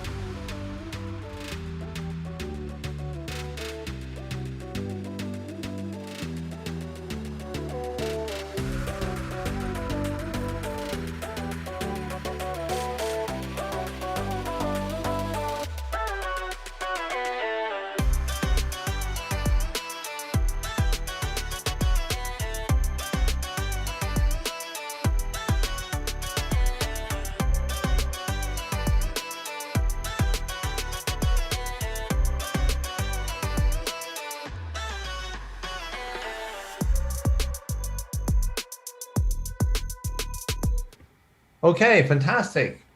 Welcome back. We are now going to go to see Steve Potter, where Phil is interviewing Steve about his wonderful portable CNC carver. Steve Potter is a long-standing contributor to Dublin Maker, and before that, in the US in particular, he's been a fantastic example of academics taking things into their own hands and building their own apparatus and kit from scratch. So he's been a real inspiration to many in the academic community. In fact, when I think about it, Mark Pickering in the UCD lab, they will certainly see eye to eye. So I hope they, because they have a similar view of how scientific apparatus can be hand built from scratch and make science more accessible and open to all. So I hope they get to meet later. Anyway, we'll see how that goes. But more importantly, right now, we're going to see this interview. So take it away there, Vicky. Make that happen. I don't know how you do it. Something should happen, but now or over there or something. To see you. Hello, Phil. I've been wandering around, and I just kind of popped in, and I was attracted by the shininess of the live video and the pen moving around. What exactly am I looking at? This is a CNC machine that I built for carving wood mostly, but today I've got it set up with a pen holder to do drawings. Awesome. And I'm going to change the paper out because it just finished one of the Dublin Maker logo drawings here. It's a design called the mostly printed CNC because all of the plastic parts. Can you see my cursor moving around? Yes, I can. Yeah, I can see it there. Yeah. Great. So the plastic parts I printed on my 3D printer, and you can buy a kit with the motors and the electronics and stuff. And then you just need to find some pipes. I'm using stainless steel pipes here, and I normally would have a big spindle in here that holds something like a router bit, some sort of a cutting tool that spins around very fast and digs through large hunks of wood like they're nothing, and produces massive amounts of sawdust. So I've got it inside today, and so I'm not going to be carving any wood. That's what I was going to ask, because I imagine that it's plailing it. So do you have it outside, and you can what kind of things is it? Always kind of like an etching, or can you actually kind of almost reverse 3D print stuff? Yeah, so one of the things that's unique about this one, I'll go to the screen share camera and move it around now. Wow. Is that it has wheels. Oh wow! So it's portable. So I put handles and wheels on it, so this base can be moved around like it's a dolly. Cool. And that allows me to put it in my car, and I teach maker workshops across Ireland. That's awesome.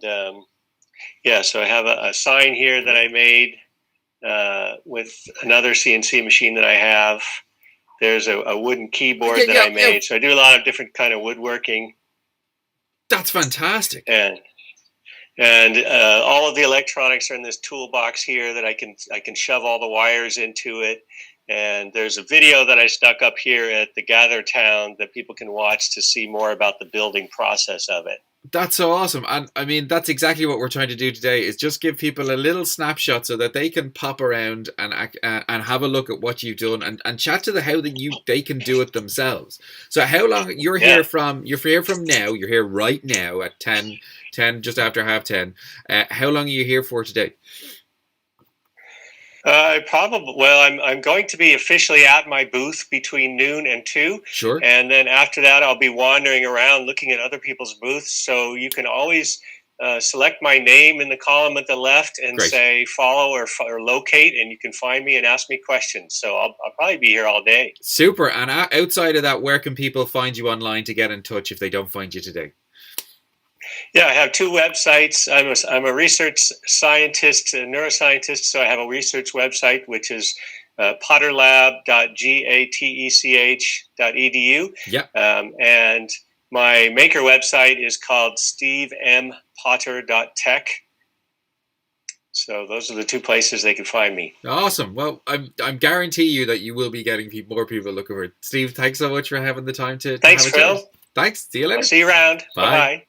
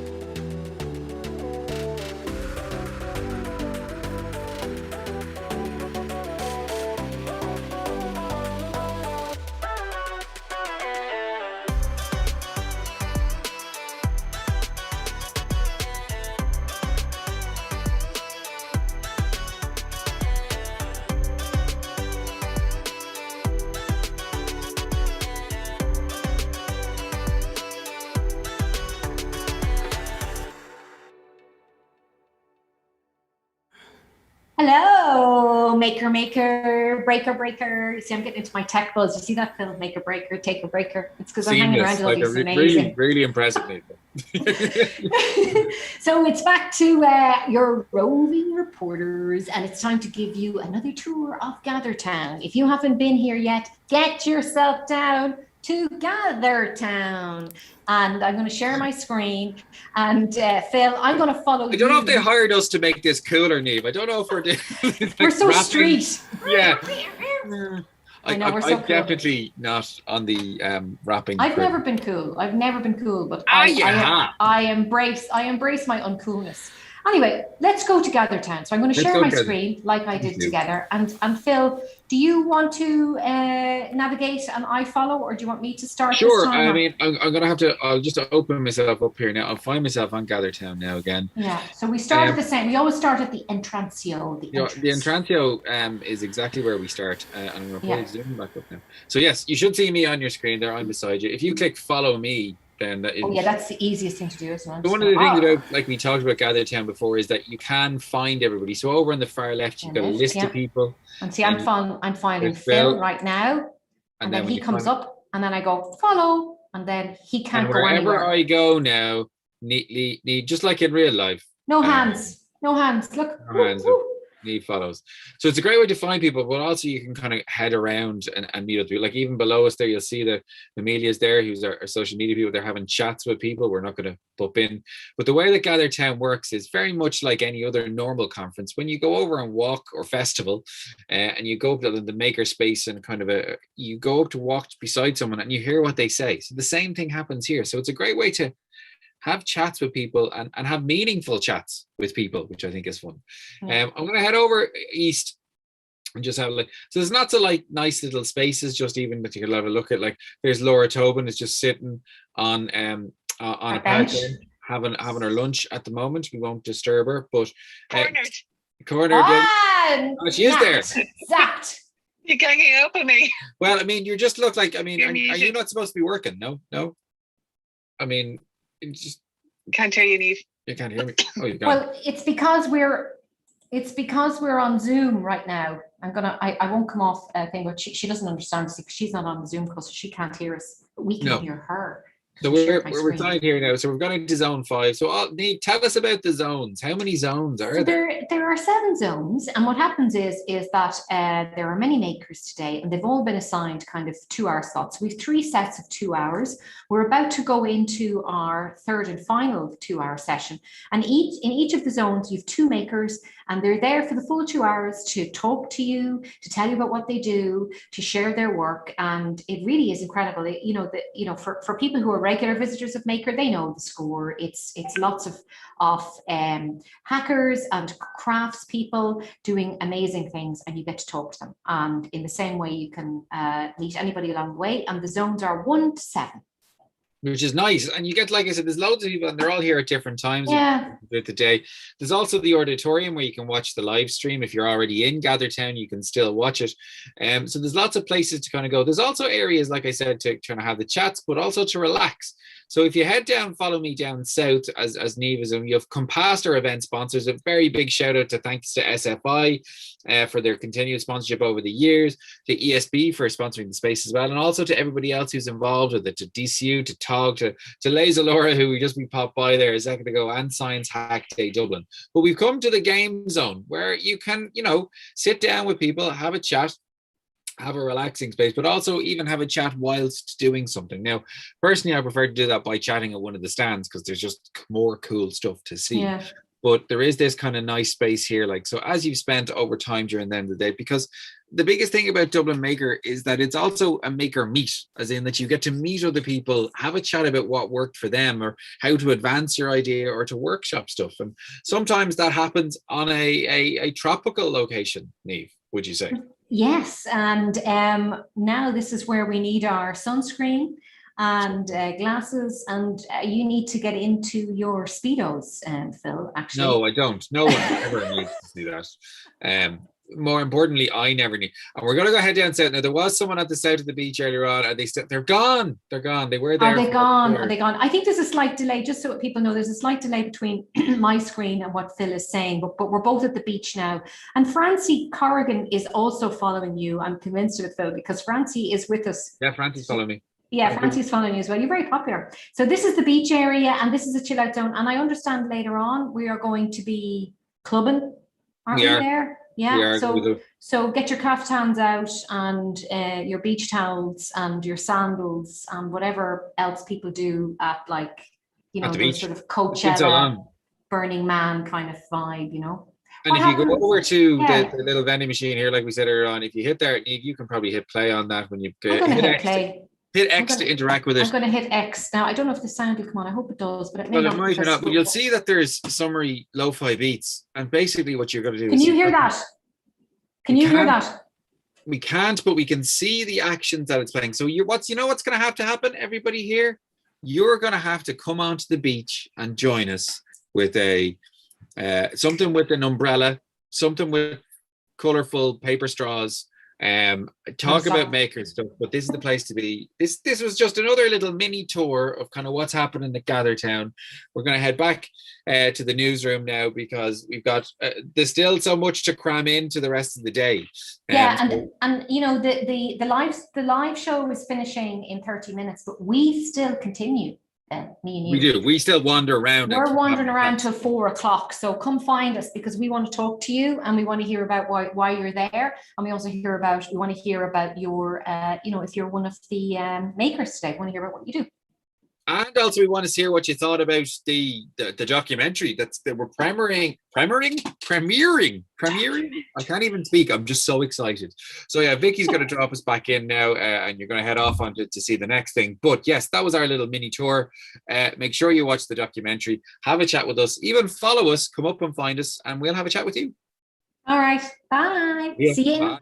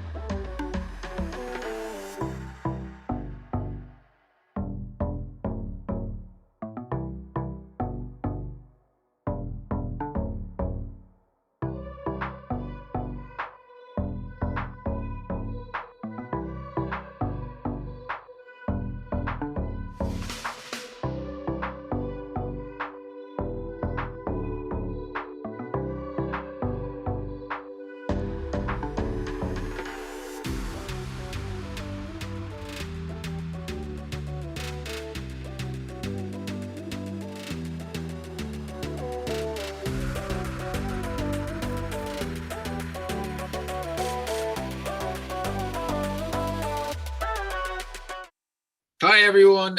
Just have another little interview for you to chew down on. I had a chat earlier on with Owen Rowe, who has taken his final year project and really run with it, or rolled with it. He's talking about making cardboard cars and racing them against each other, but in virtual reality on your phone. So take a look at what Owen and I chatted about earlier on.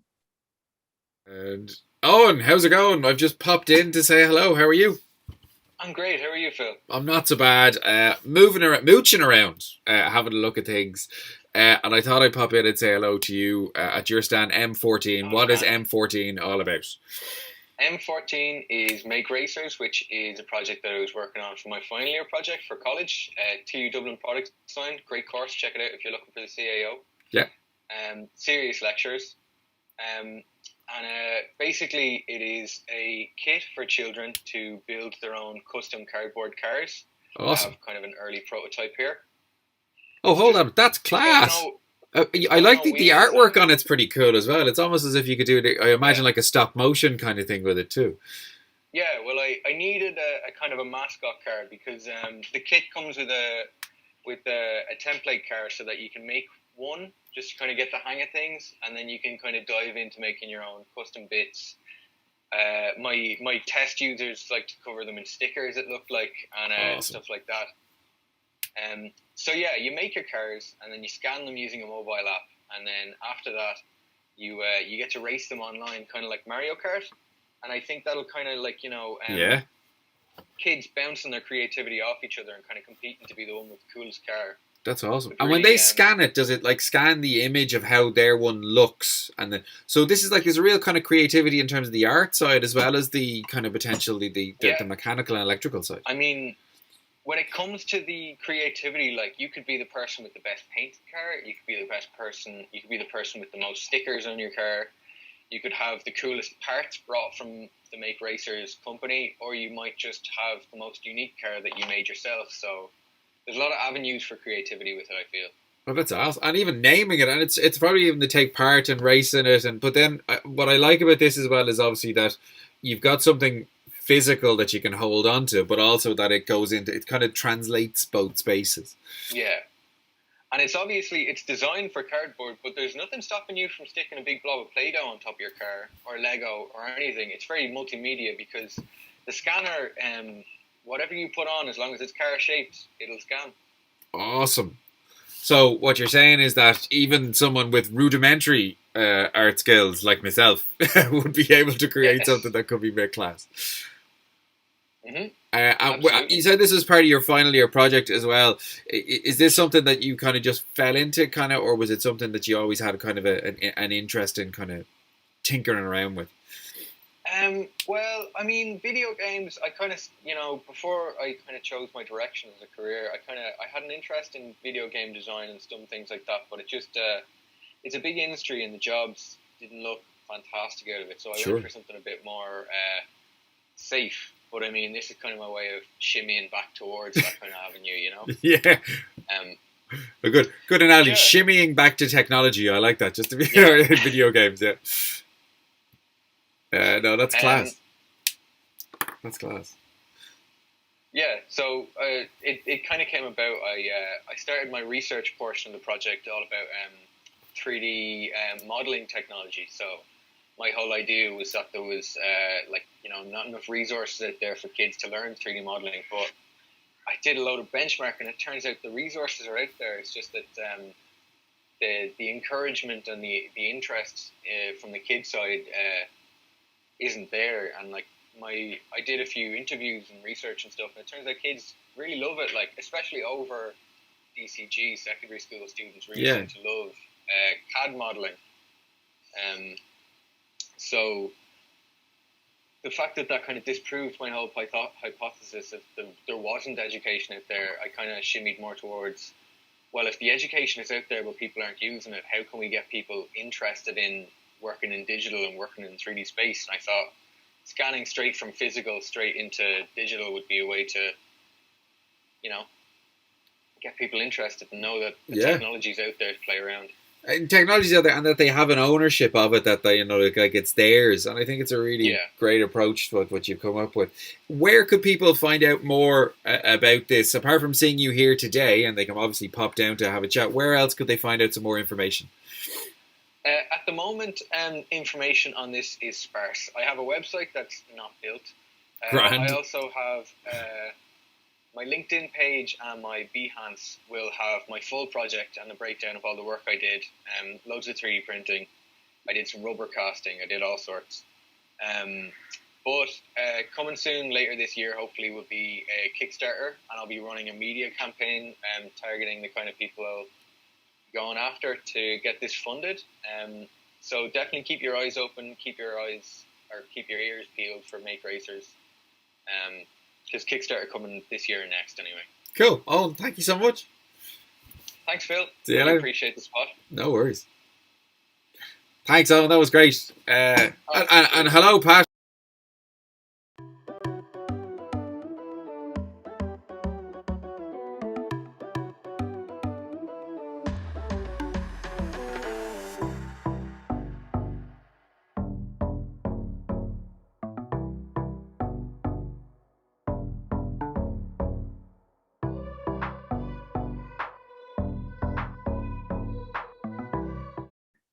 Hello and welcome back. After you've just seen me interview someone and then I'm here. I mean, like, the amazingness of technology. Neve and I are back here, and we're joined by we were joined by Ted and Nathan, but Ted has just disappeared from our screen. Ted. Join back again. Nathan, it's up to you. You've been introduced by some people as a man who is allowed to use glue, lightly walk with scissors, not at pace, because that's not a thing you should do. But I mean, is your persona your coveralls, or is there more to you? There is more to my coveralls. Very personal question. Buy me a drink first. Yeah. So like I'm probably I identify myself as a maker, an all-round maker, pretty much a generalist. I kind of turn my hand to just about anything. Most people who know me on Instagram know me that I build ridiculously big costumes. I recently finished a massive tech priest costume in the Tog makerspace. Hundreds of LEDs, motors. The thing weighs more than I do, which is really saying something. And it's just a walking death trap. I can't walk very far in it, but it's brilliant. And I do leather work. I do dioramas. I've done a few for Dublin Maker. I do book nooks, which I made one for this year for Dublin Maker. And I kind of do a bit of everything. I do a bit of restoration, a bit of upcycling and stuff. And anything I can really turn my hand to, I kind of get stuck into. So I never really do the one thing. I'm kind of always jumping on and learning the next skill. I mean, I have to say, like, Neve's face at the moment was, and that was my reaction when I was actually looking at your Instagram. Like, the stuff you do is great. Neve, if you like, anybody who wants to get it, follow and have a look at what Nathan does. Like, I mean, some of the stuff is just it's beautiful. Neve, you look like you have a burning question. I do, Nathan. I'm always interested in people like yourself, right? Who just have this aptitude. When did it start? When did you really start focusing your attention on really kind of developing those skills? And was there somebody in your life, or I'm always interested in how these extraordinary people occur. How did you occur, Nathan? How did you occur? Am I a scone? Because you're enjoying buttering me up. Oh, wow. That's a line. Okay, not jokes. Okay, don't make jokes. Okay, just stick with the stuff. So, okay, go on. For me, it was a couple of years ago. Like, I've always been somewhat artistic, and I did art in school, and I've always kind of been making stuff or doing a small bit of modeling, but things really took off. About 3 years ago, I went to a Comic-Con convention, and I was thinking, oh, this would be great. We'll go to this. I was going with a friend of mine. And we were looking around because I'm an absolute self-identified nerd. And we were looking around and we saw these people in these costumes. And we're like, they're pretty cool. And the guy next to me says, you could probably make one of them. Well, would you not give it a go? And I was like, I could definitely do something like that. I had no basis of anything. So I kind of went home and I was like, crap. Now I have to go make a costume. So I kind of sat around and I was kind of like, all right, I'll figure something out. And at the time, I was working in Irish Life in their compliance department, and they had a Halloween costume party, Halloween costume competition coming up a couple of months. And I was like, there we are. I've no choice now. So I said, you know what, I'm going to go make something.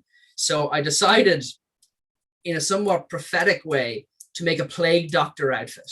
Hand stitched it and handmade all these different parts. And it started off really, really simple. And then I guess my style kind of came out where it was just more detail, every little bit, and just fill up that space as a canvas and just make it something that's, you know, not just, oh, I see it. It's something you can look at and go, what's that bit? What's this bit? And then just an awful lot of little detail. So I built that and I went to a Comic-Con convention. I could barely breathe in this big plague doctor mask. And someone came up and was like, that's awesome. And I was like, oh, that means so much to me. And then I was like, oh, I wonder if I could do some more of this. And then my partner said, you should set up an Instagram. And then I was like, that's a great idea. And then I did that. And then one costume turned into 2 costumes, turned into 3. And then I was working on the Metro build and it had electronic components. And I didn't know how to do any electronics. So I taught myself how to do electronics. And then part of it had leather work and I had to teach myself how to leather work. So I figured out leather working and now I've ended up making this kind of stuff. And it just kind of went from there to bigger and bigger and bigger. And now the most recent build that the Tech Priest build is, I think it's 7 foot tall. It's 6 foot wide. It has over 100 LEDs. It has 3 or 4 motors. It has smoke machines in it. The thing weighs about 100 pounds. Like it's enormous. And like I can wear it for about 40 minutes and it's just a slow plod of death.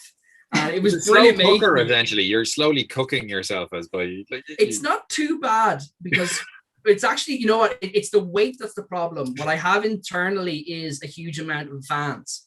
So there's actually air. You can't wear these things without fans. You just, you know, they learned this when mascots started dropping dead years ago in the States, and they started putting proper. For kids watching, those mascots are fine. They are completely fine. It's a good thing is that you have all the fans on the inside, but you've got lots of fans on the outside who actually love looking at it as well, which is a beautiful thing to hear. I'm going to just move on a little bit because we are a little bit on a time as well. Amazing, Nathan. Yeah. Welcome to Dublin Maker and our TED Talk. So we have an actual TED who's going to talk now. TED, same kind of passion and love that you have. Do you want to tell us a little bit about your fractals and all of the beautiful artwork that's coming out of, similar to what Nathan does? Who Beautiful is making all that noise? I don't know. Somebody is like going through their bottom drawer right now. Who is it? It's brilliant. Okay, it stopped. I don't know who it is. It stopped. I don't. Hopefully, it's not me. I don't just have to say. No, it's not you, Ted. So basically, well, what I'm doing this year at Dublin Maker is called Art Jumbler, but it is basically a fractal generator. So fractals are mathematically generated geometric patterns. They've got these very sort of intricate geometric forms with kind of like very high levels of detail that you can zoom into forever and ever. And they're geometric shapes that I've been intrigued with since I was a child. But I previously ran a stand, I suppose when we started out at Dublin Maker, I don't know how many years ago it is now. I mean, it must be going back maybe 8 years. We began doing a stand called Robo Slam, which is robot building. So we've been doing robot building workshops for beginners for years now. We run some of them in TU Dublin where I teach, but we also do like public outreach workshops. And our most regular thing, our kind of annual fixture is Dublin Maker. So we run some kind of a robot stand at it every year. And it's been an amazing way for us to build a sort of a team of makers and kind of STEM outreach people within TU Dublin, which is something totally extracurricular, like, although it feeds into what we do, like as teachers and as students, it's like purely a kind of a pleasure, passion project, like, and so we were doing that for a good few years, and we kind of started to have these other little side ideas where people would go off and do like a solo project and run a separate stand. So I did one on fractals because it was something I'd always been interested in. And I did a thing called Fractalismus. It was basically like a greeting card generator for people. So they would come to the stand at Dublin Maker and they'd like draw a picture on paper. And then we had like a camera set up and, you know, they could kind of like customize their fractal and it get printed out as a greeting card. And it was sort of, I suppose, like at quite a superficial level, supposed to introduce people to a little taste of the mathematics that goes into the fractals. So not so much that you would come away understanding the maths, but you would have an idea, if you were intrigued by the geometric shapes that you were seeing, what you would look up or where you would like look to for further information about it. So I did that, but that was all based, like it was all written in C and like implemented on a PC that we had behind the stand there. And what I wanted to do this year, because the remote nature of it, was to try to take the idea of that, but to translate it into a web page or web app context so that people could do the same thing at home. And one of the things that I try to get out of Dublin Maker every year really is it's an opportunity at the end of the teaching year for me. I kind of switch to summer mode and I try and just get into purely creative mindset after getting all the administration of just like grading stuff out of the way. I just want to be like purely creative and, you know, think of myself as an artist for a few weeks and just do something that like is purely driven by, you know, my own kind of vision, like without trying to make that sound too grand or whatever. And Dublin Maker gives me the license to do that. So I was describing to somebody earlier there that it's a bit like, you know, when you sign up for a marathon, it's like the day of the marathon is like a bit of a payoff. But really, the magic of it is the license that it gives you in the lead up to the event. That it gives you a sort of a focus and like a license to concentrate on something and to be interacting with your other collaborators and stuff. Now, one of the sad things this year is that it's much more of a solo effort for me this year than normally, because we would normally have like a big sort of like lead up where we set up like a factory to put together kits where people are going to build robots on the day, and we like spend a week putting all the kits together. So we haven't kind of had that element of it, but hopefully that'll all be back next year. And at least this year I just focused on this one thing, which is like, well, I've actually produced an artifact now that I have a web page that produces, you know, it's a fractal generator online. And that means that, you know, I have a sort of a takeaway from it, which is usable for other things and that I can kind of show to people now afterwards. So it's been really, really useful from that point of view. But I think the best part of Dublin Maker for me every year, and no disrespect to the thousands of visitors who would normally be at it, like physically visiting us at the stand, the best part for me is meeting the other makers. So, you know, just having the chat at the stand and at other people's stands with people is like, that's the magic part of it, because that's the bit that kind of like, I think feeds the community throughout the year as well. And like I say, you know, like as a teacher, like I love my job teaching, but this takes a part of my sort of technical expression as an engineer, takes it out of a work context and puts it into something where the goals are purely set by us as makers, you know, not set by an institution asking us to do things a certain way. And so it's a very liberating kind of thing to be involved in. Cool. So that's it. I would like to say in a nutshell, I've probably been going on there for about 10 minutes, but like it's been great though hearing it. Like Niamh obviously as well, you have a very kind of artistic, are you kind of getting that same kind of like obviously just the art coming through from what Nathan and Ted are saying? Yeah, complete. Well, it is pure art. You know, you're expressing yourself using the logical part of your brain, but it is without doubt a form of self-expression. There's no difference. And it's just, you know, okay, not all of us are born with the ability to describe a face or, you know, with our hands but like, I love how art is evolving into so many different forms of self-expression. So there's no doubt in my mind what I've just heard is deeply artistic. You know, it's very, I love it. I've been having a ball today. So many amazing and interesting people, and also so creative. And also, like, I'm not worried if anything technical goes wrong today, Phil, because there's like so many people who are going to bail us out if anything goes wrong. If anything technical goes wrong at any stage. I mean, thank you so much, Nathan and Ted, for joining us. Niamh, you're having a chat with someone else after this, are you? Yeah, I am. I'm going to be talking to Fiona, who's a crocheter, and she's going to give us some hands-on tips on how to crochet. You should see her stuff, guys. It's really, really intricate. It's beautiful, absolutely beautiful. Oh, very fractal-esque, actually, Ted. Very fractal-esque. Fractal-esque. So, yeah, thank I you. mean, that should be the word of the day. Fractal-esque. Nathan, thank you so much for joining us. Ted, no worries. We'll see you soon, and back over to the news desk.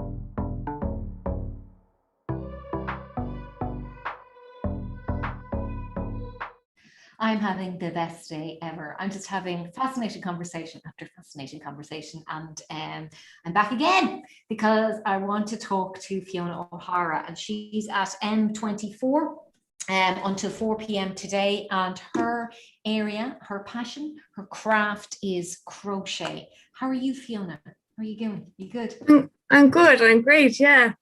Delighted to be here. Yeah, delighted to have you here. So yeah, we really enjoyed doing Dublin Maker because you always get great crowds and people who never thought of anything about crochet are very interested. Like, oh, what's that? Oh, my grandmother used to make that. Oh, I'd love to do it. You know, so it's it's great. My mum and my sister are great crocheters, like, and they're great knitters and everything. So I always had to go, and I found I liked crochet, but I kind of got stuck with that shell stitch. You know, the shell. Like it's kind of, and I always use like kind of matty wool in a dull color, you know what I mean? And it was like, this isn't very beautiful. And my auntie would crochet, and she would get these ponchos in these dull colors and kind of matty wool. But you've already shown me an example of some of your work, and that's artistry. Can you show us a little bit? So that there is a scroll. So that would be like quite a typical motif that you would see in Irish crochet lace. Well, you'd see it in needle lace as well, but this is how it was interpreted, I suppose, by Irish crochet lace makers. And another one would be like a flower and a wheel. So the wheel at the center. That's crochet. That's not lace. That's crochet. Yeah, it's Irish crochet. So there is a difference between crochet and Irish crochet in that.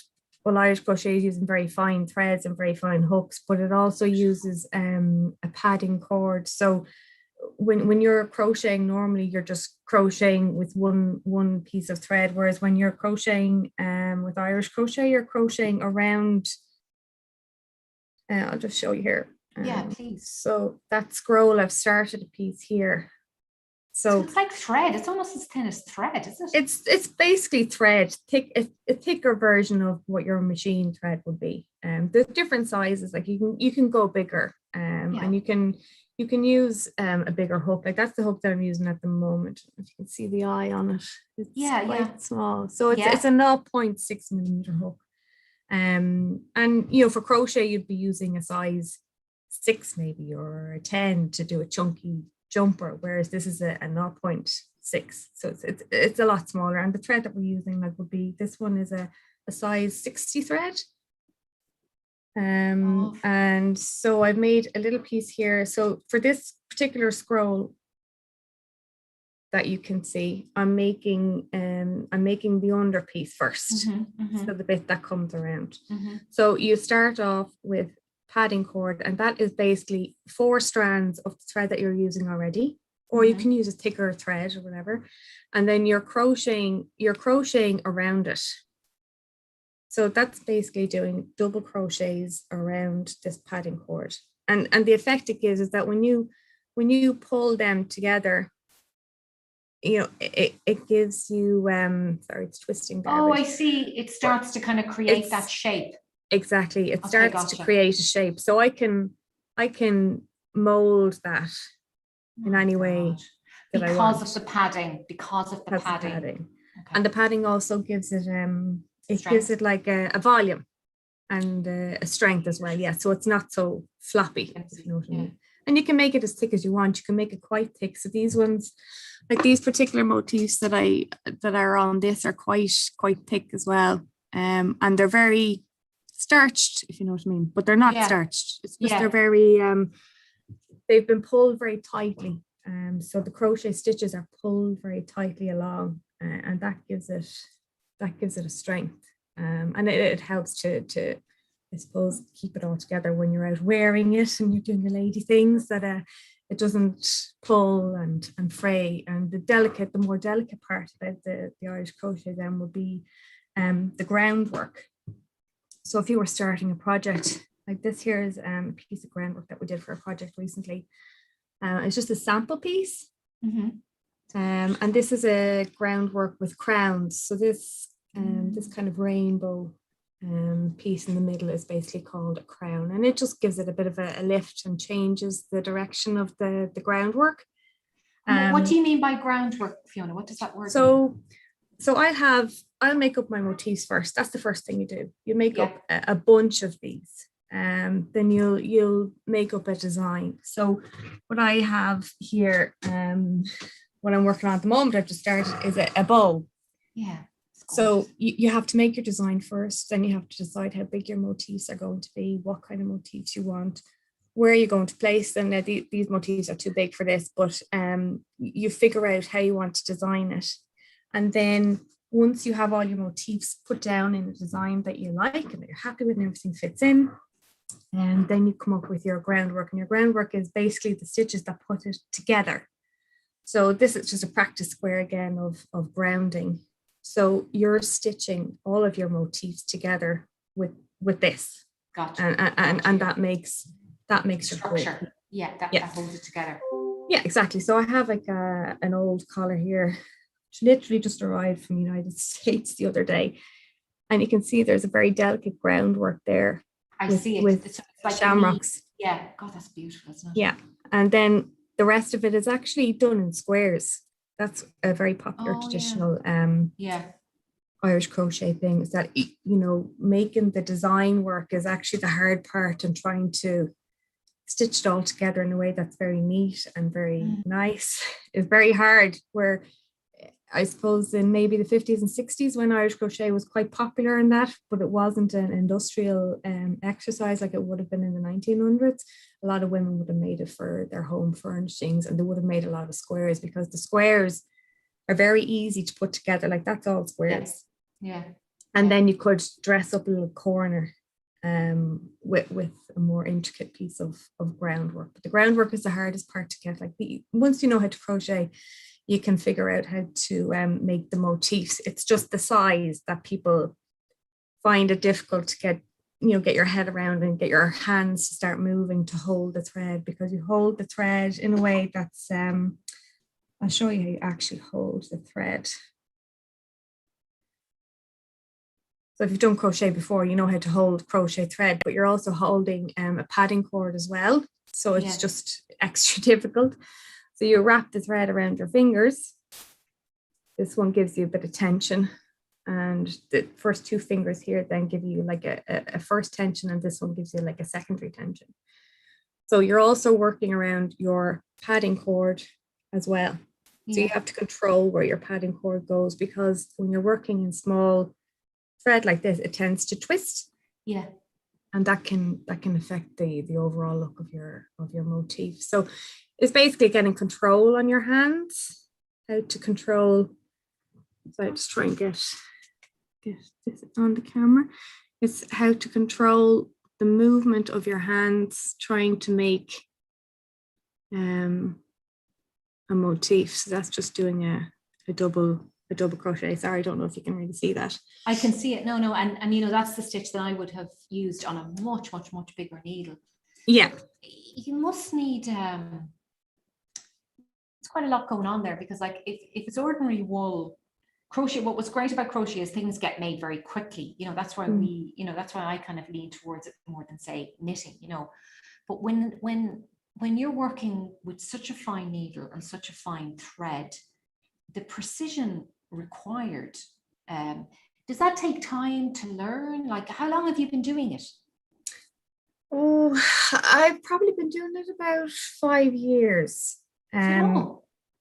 Yeah, like I would have done a bit of crochet, but I started learning it because I wanted to make my wedding dress. I know that's mad, but it was something I wanted to do, and I wanted to learn how to make lace, and I had no idea the different kinds of laces and various differences. I just like, I want to be able to make something nice for my wedding dress. And I bought a collar. It was a machine made collar, and I just wanted to make something to match it on the shoulders. So I started learning crochet, and then I stumbled into Irish crochet, and then I was asking around, well, who actually teaches this? Is there anybody around? There was only one woman in my local community centre who was teaching it.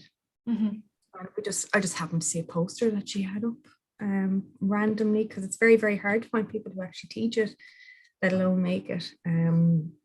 And it was in her family history. They were lace makers in around Clondalkin. Clondalkin had quite strong history in lace making. That's right. There was a factory there or something, wasn't there? There was a paper mill there, but it was more the cottage industry lace that was popular there. And Sybil Connolly, the designer, fashion designer back in the 50s and 60s, she had she had women there working, we're actually looking into that at the moment as a group, trying to get more information on that because we don't know a lot about it. But like there's areas in Clones, in Monaghan that were quite strong in the Irish cultural industry as well. And it does take time. Getting back to your original question, that's why a lot of people don't really do it anymore. It's because it takes patience and time to learn. I suppose it takes time to learn the patience to keep going. And so everybody's very happy with making the motifs, but when you're moving along further to learn the groundwork, it just takes a lot of time, and it takes a lot of perseverance, your self-perseverance, because there's not a lot of people who can actually show you how to do it. Yeah. So for you, firstly, did you make your wedding dress, Lace? Do you have your dress at hand? I do. Yeah. Go get it. It's not that exciting. Yes, it is. Oh my God, you made your own dress. Oh my God, it so is. Irish crochet. Go get. Okay, hold on. These conversations. It's amazing. Look at it. I didn't actually want to ask her about the collar because I was like, there's no way she's made that, and I don't want to embarrass her. She made it. Like, the talent of people, I swear to God, I'm always blown away. What am I even doing with my life? Unbelievable. And it's funny because like knitting has just like followed me around like some sort of like, you know, like an embarrassment, because my sister and my mum were always so good at it.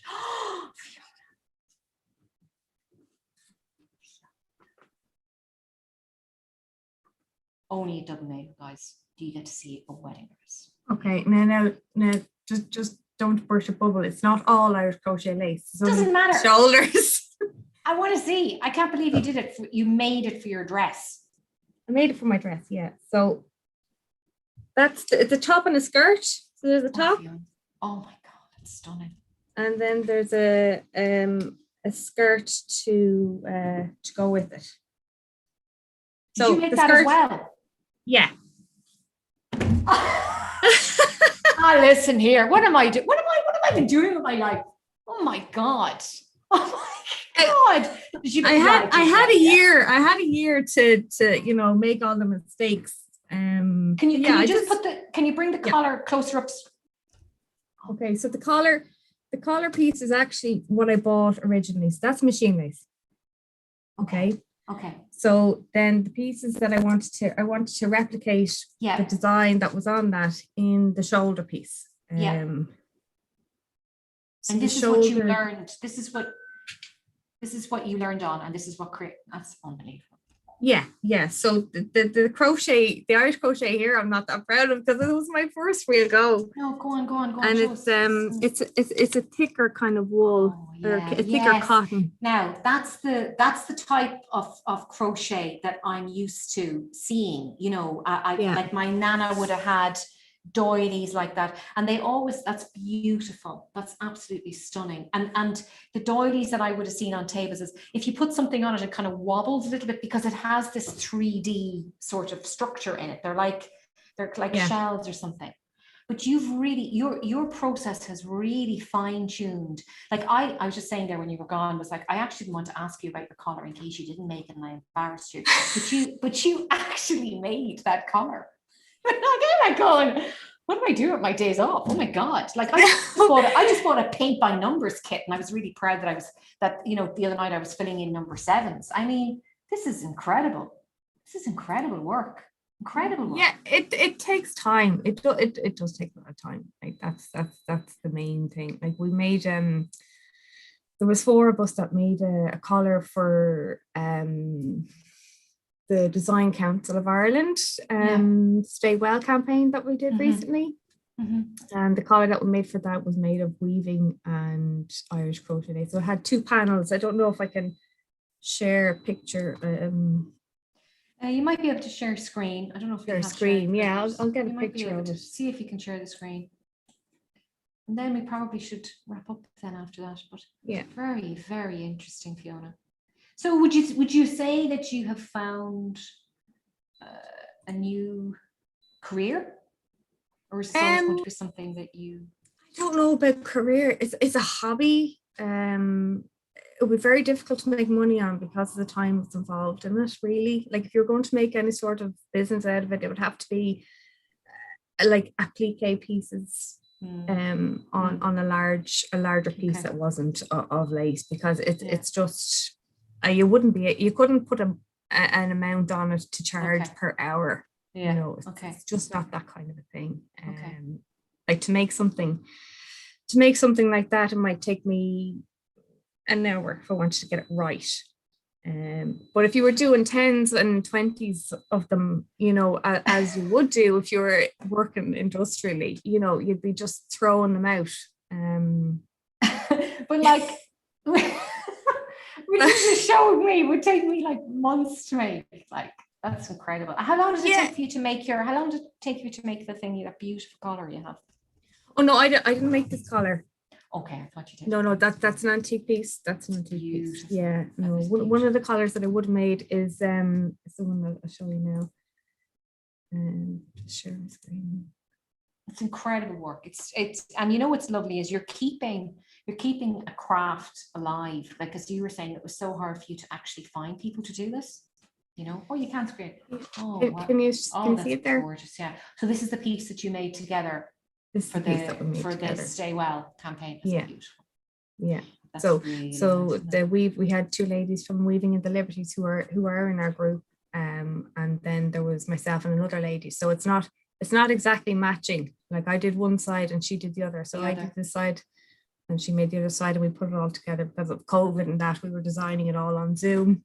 And then we had to put it together. It was like a rush to one person's house, you know, and get it all sent off. Lovely colours as well. Beautiful. Yeah. So we're proud of it, and we're proud of what we do. But you know, it is hard to get people involved and to stick at it because it takes time. You know, if you have somebody like a parent or grandmother who teaches you how to do this kind of thing as you're a child, and you might have some skills that you retain. A lot of those women, who are older age groups be flying at this because they've done it before.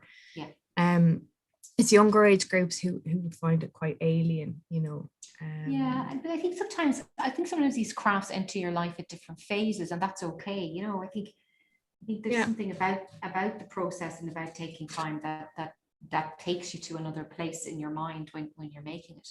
And I've one last question for you, Fiona. What was it about this particular craft that made you kind of stick with it after you made your dress? What is it that you love about it? And if you unshare the screen there, because I want to look at you again.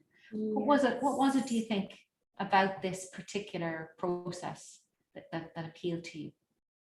Sorry, I'm just trying to figure out how to unshare that screen now. There should be like up at the top or down the bottom, there's like a red thing that says stop sharing. It's beside the green thing in the middle of the screen. View options. See, it says you are viewing Fiona O'Hare's screen. See, how do you unshare? It should be red. It should say stop sharing, and there's like the stop sign, which is the square black box in red. Or hit the escape button. Hit the escape button on your keyboard. Let's see if you can stop sharing now. Nope. Oh, I have. Sorry, yeah. There you go. Sorry, look at the wrong screen. That's okay. Grand. So the reason I stick with it is because I wanted to learn it in the first place because I wanted to have a skill.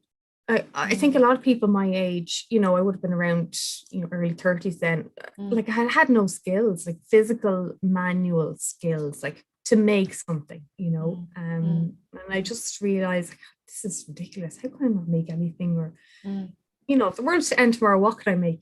How could I help myself? And I just thought, you know, I want to learn how to make something. I want to be able to make stuff.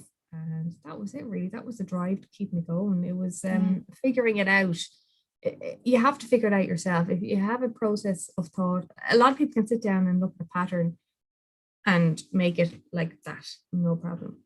But with Irish crochet, you have to work it out for yourself a lot of the time because the patterns don't make any sense. They're so old. You just have to have that perseverance of like, this is annoying me now. I want to figure this out. You know, how does that work? And you have to very much make it up yourself and trust that, you know, what you do will work. And even if it doesn't work, it'll work the next time maybe, or you just keep going. And that's it really. It is a kind of a journey of discovery all the time. Lovely. That's why I keep doing it. So. Well, you're a great champion of it, and you've certainly, you certainly kind of sparked my interest in it. And well, hopefully we'll be starting classes again post-COVID. Oh, that'd be great! I'd love to join it, and you know, no doubt you'll be back next year for Maker, and you'll be running little demos and everything. So, so brilliant, Fiona. Thank you for giving me so much of your time. That was brilliant. Thanks for inviting me on. We managed to get a good 20 minutes chat. Yeah, and go back in there, everybody, and check it out. We're coming to the end of our live stream shortly, and Fiona's at M24, and it's Irish crochet, and we do desperately need to keep our crafts alive. So Fiona's a great proponent of it. So Vicky, back to you in the newsroom. Thanks, Fiona. Thank you.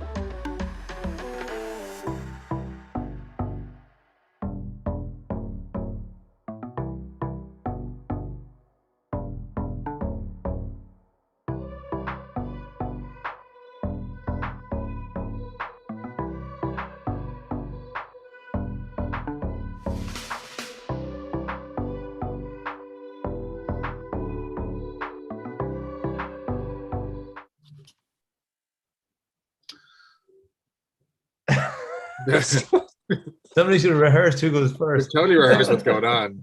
Welcome back. We're back.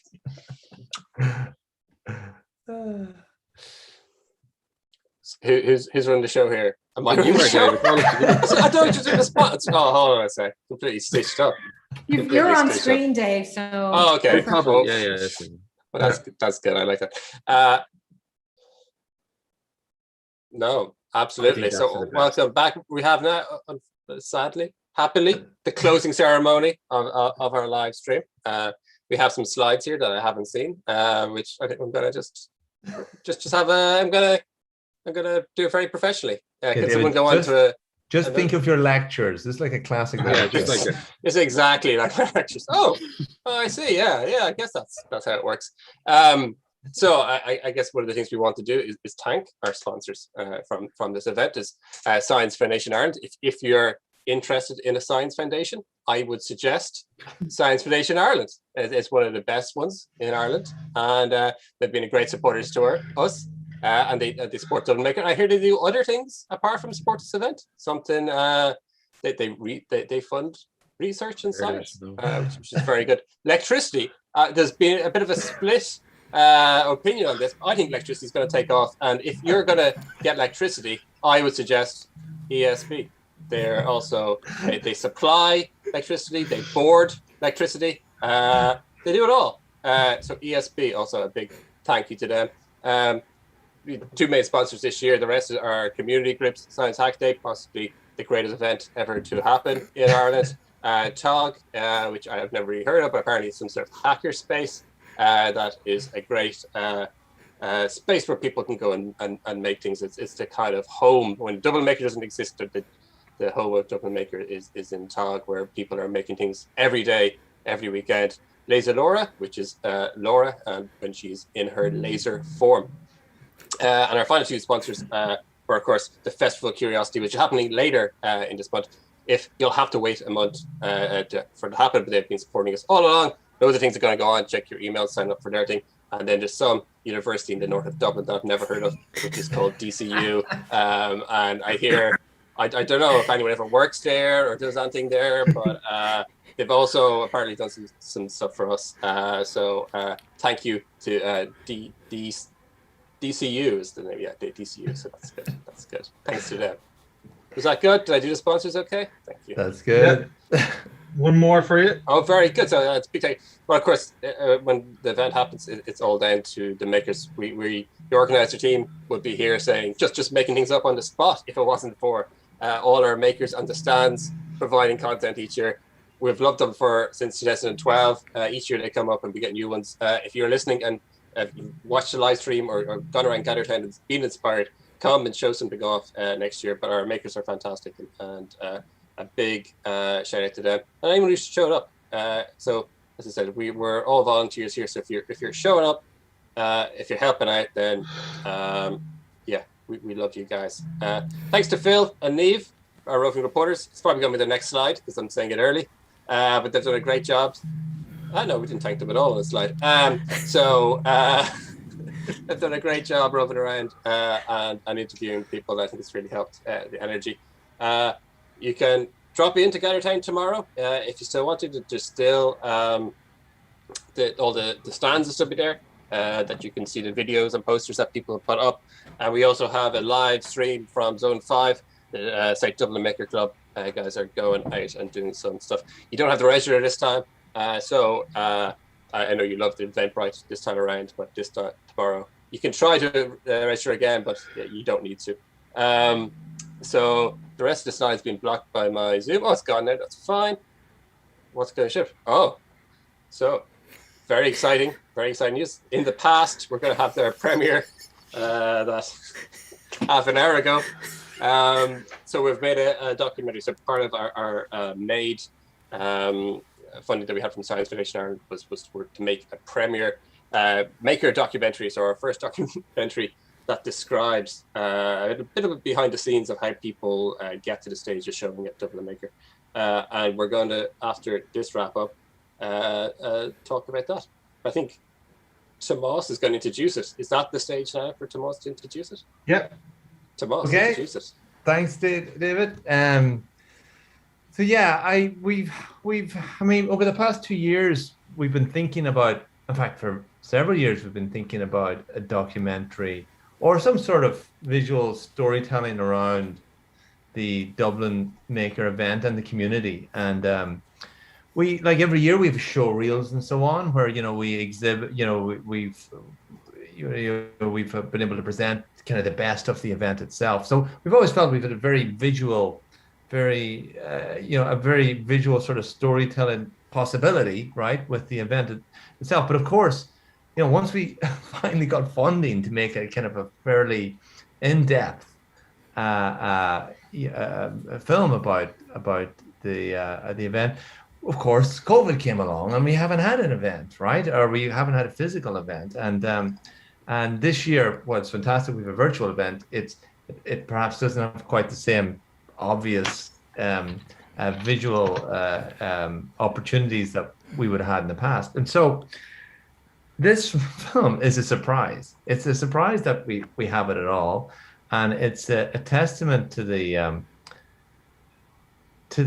creativity of the team behind it. And the team behind it is not us. The team behind it is Hugh Rogers and his team at Visible Thread Films.